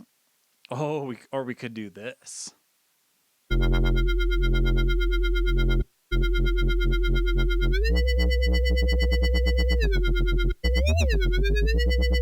I don't know about having him at different rates. That seems kind of weird. Let's just throw that one there.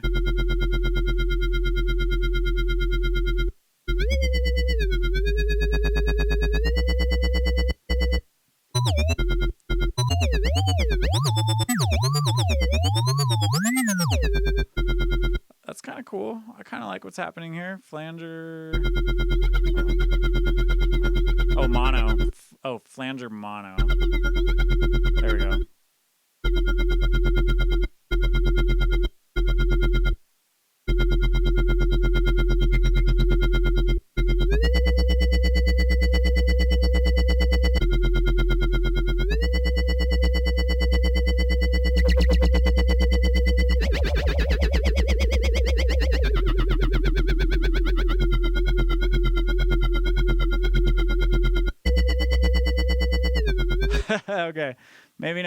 Maybe the flanger is not meant to be. Oh, feedback. We haven't even done feedback.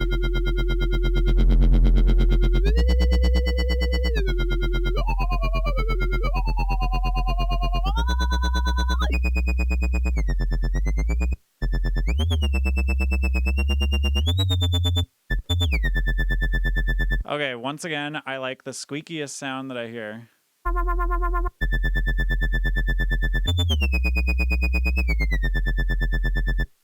I don't know why.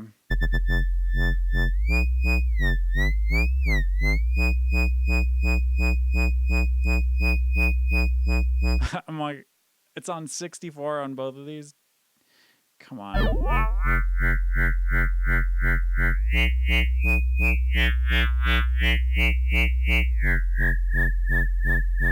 Ooh, now we're getting somewhere.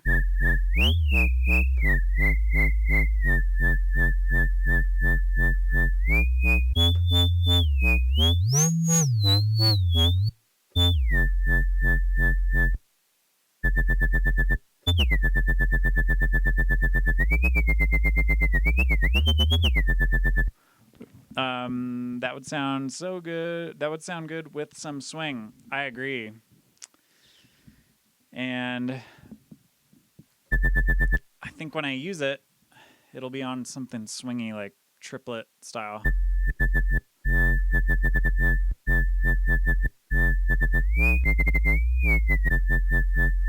Again, this one would sound really cool over like fat sub bass and like big dubby drums. I guess I'm just turning into like a dub producer. Can't really help it.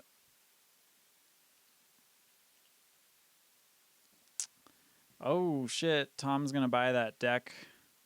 That new Andy Anderson deck. Tight. I might have to get it too.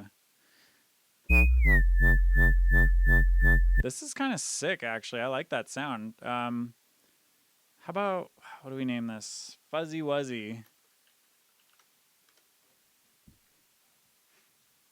And then we go down here and we go cha. Fuzzy Wuzzy. Okay, since I'm really bad at like saving these things, I'm gonna go drag this into instruments. This is like a cool, fun thing to be able to do, you know, using the collections thing up here in Ableton, and dragging like whatever your newest things are into it.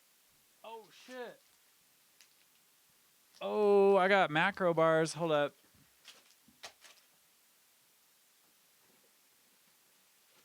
Yeah. Boom. Mocha chocolate chip.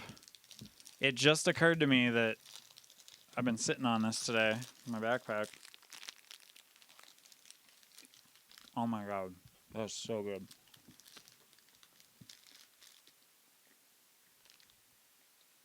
Okay. What else do we do? Wah wah wee wah. Yoink.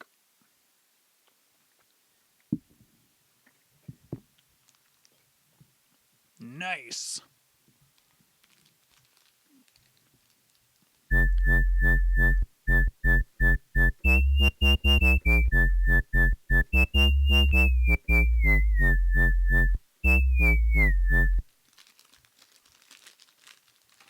You know what's going to be cool is writing like figuring out like a super catchy melody or bass line to have that play.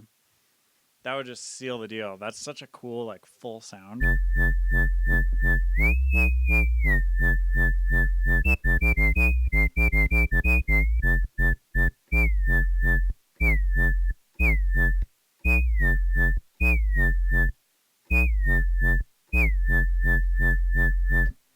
Yeah, that's going to be tight. It will be fun to mess with.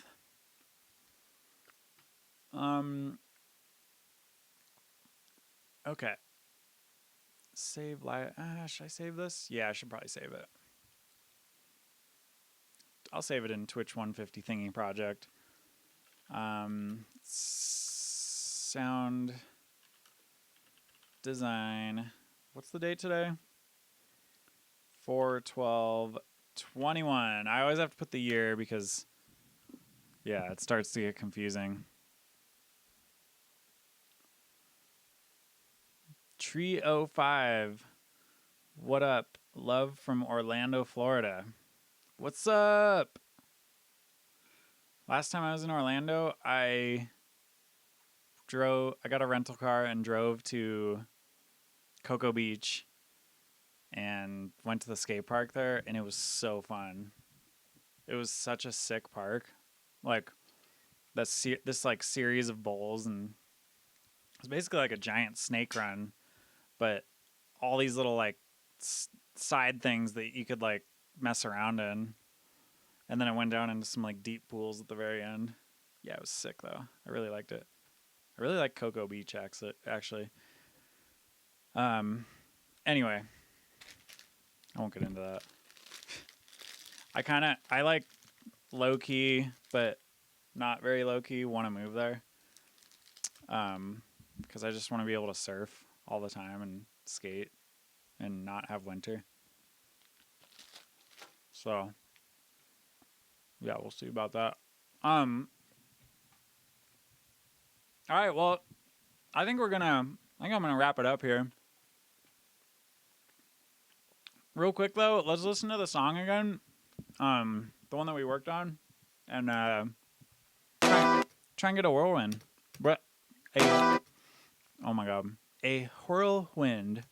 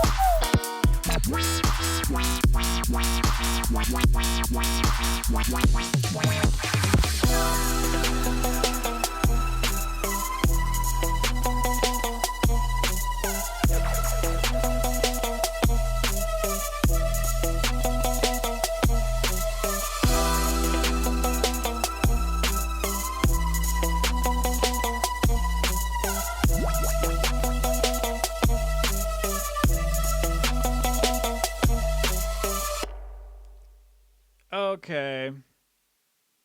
Okay. I'm happy with that.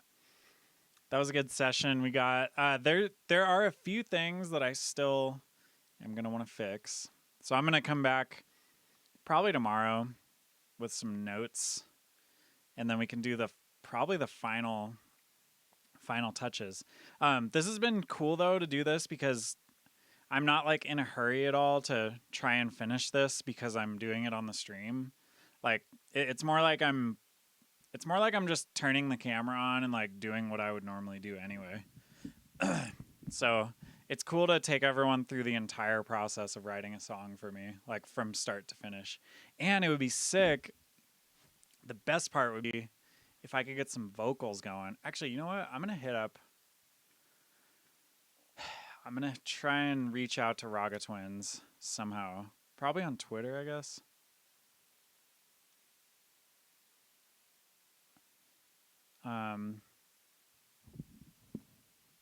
So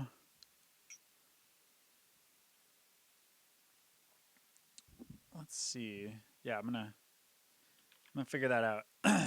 I'll do it not on the stream though, because that would be kind of boring. It would just be me trying to figure out how to email them. But yeah, if I can get some vocals, that'd be tight. Oh, Honeycomb, yeah, that would be tight too. Although I really think that actually Honeycomb would be sick.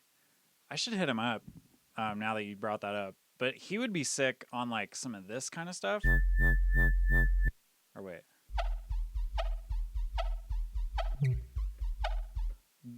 Or like, I don't know, just some deep, you know, some deeper kind of stuff with those funky sounds. But yeah, hoping to try and get Raga Twins on the other one. That would be cool. Oh, look at that Milky Way for you. Looking good. Been getting into space stuff quite a bit lately. Yeah, so I'll probably be back on here tomorrow. Oh shit. Actually, you know what? Okay. Feedback stream is tomorrow, but I'm gonna have to do it at a different time because of my friend's birthday party. Let's see. How about we say? All right, let's say feedback stream from 1 to 3 tomorrow. So 1 p.m. to 3 p.m. Mountain Time. I'll be doing the 19K demo feedback stream. I'm going to type that in here. Feedback stream tomorrow. 1 to 3 Mountain Time. Oh, Father Funk asks, "Are you off, bro?" No, I'm on. No, I'm just kidding. Yeah, I'm off. I'm heading out in a minute here. But yeah. So 19K demo feedback tomorrow, 1 to 3 Mountain Time. And go ahead and start sending stuff now if you want. I'm gonna go post it right now since we're talking about it. So yeah, 19ksounds at gmail.com is where you can send the songs. And just make sure it's downloadable so I can grab it and put it on, put it on there. Also, if any of you are watching that are going to submit songs, please just submit one song. If you submit two, I'm just going to pick one. Yeah. Anyway, I'm going to go tell everyone else. But thank y'all for being here. That was fun. We're almost done with this dang dubstep song, as the title says. And I will probably be back on it tomorrow to work and get it closer. Also, I'm going to hit up Raga Twins. See what they say. How crazy would it be if they were like, "Oh, yo, we just recorded 2 verses. Here you go." Tomorrow. Could happen. We'll see. Sweet. I'll see you guys next time.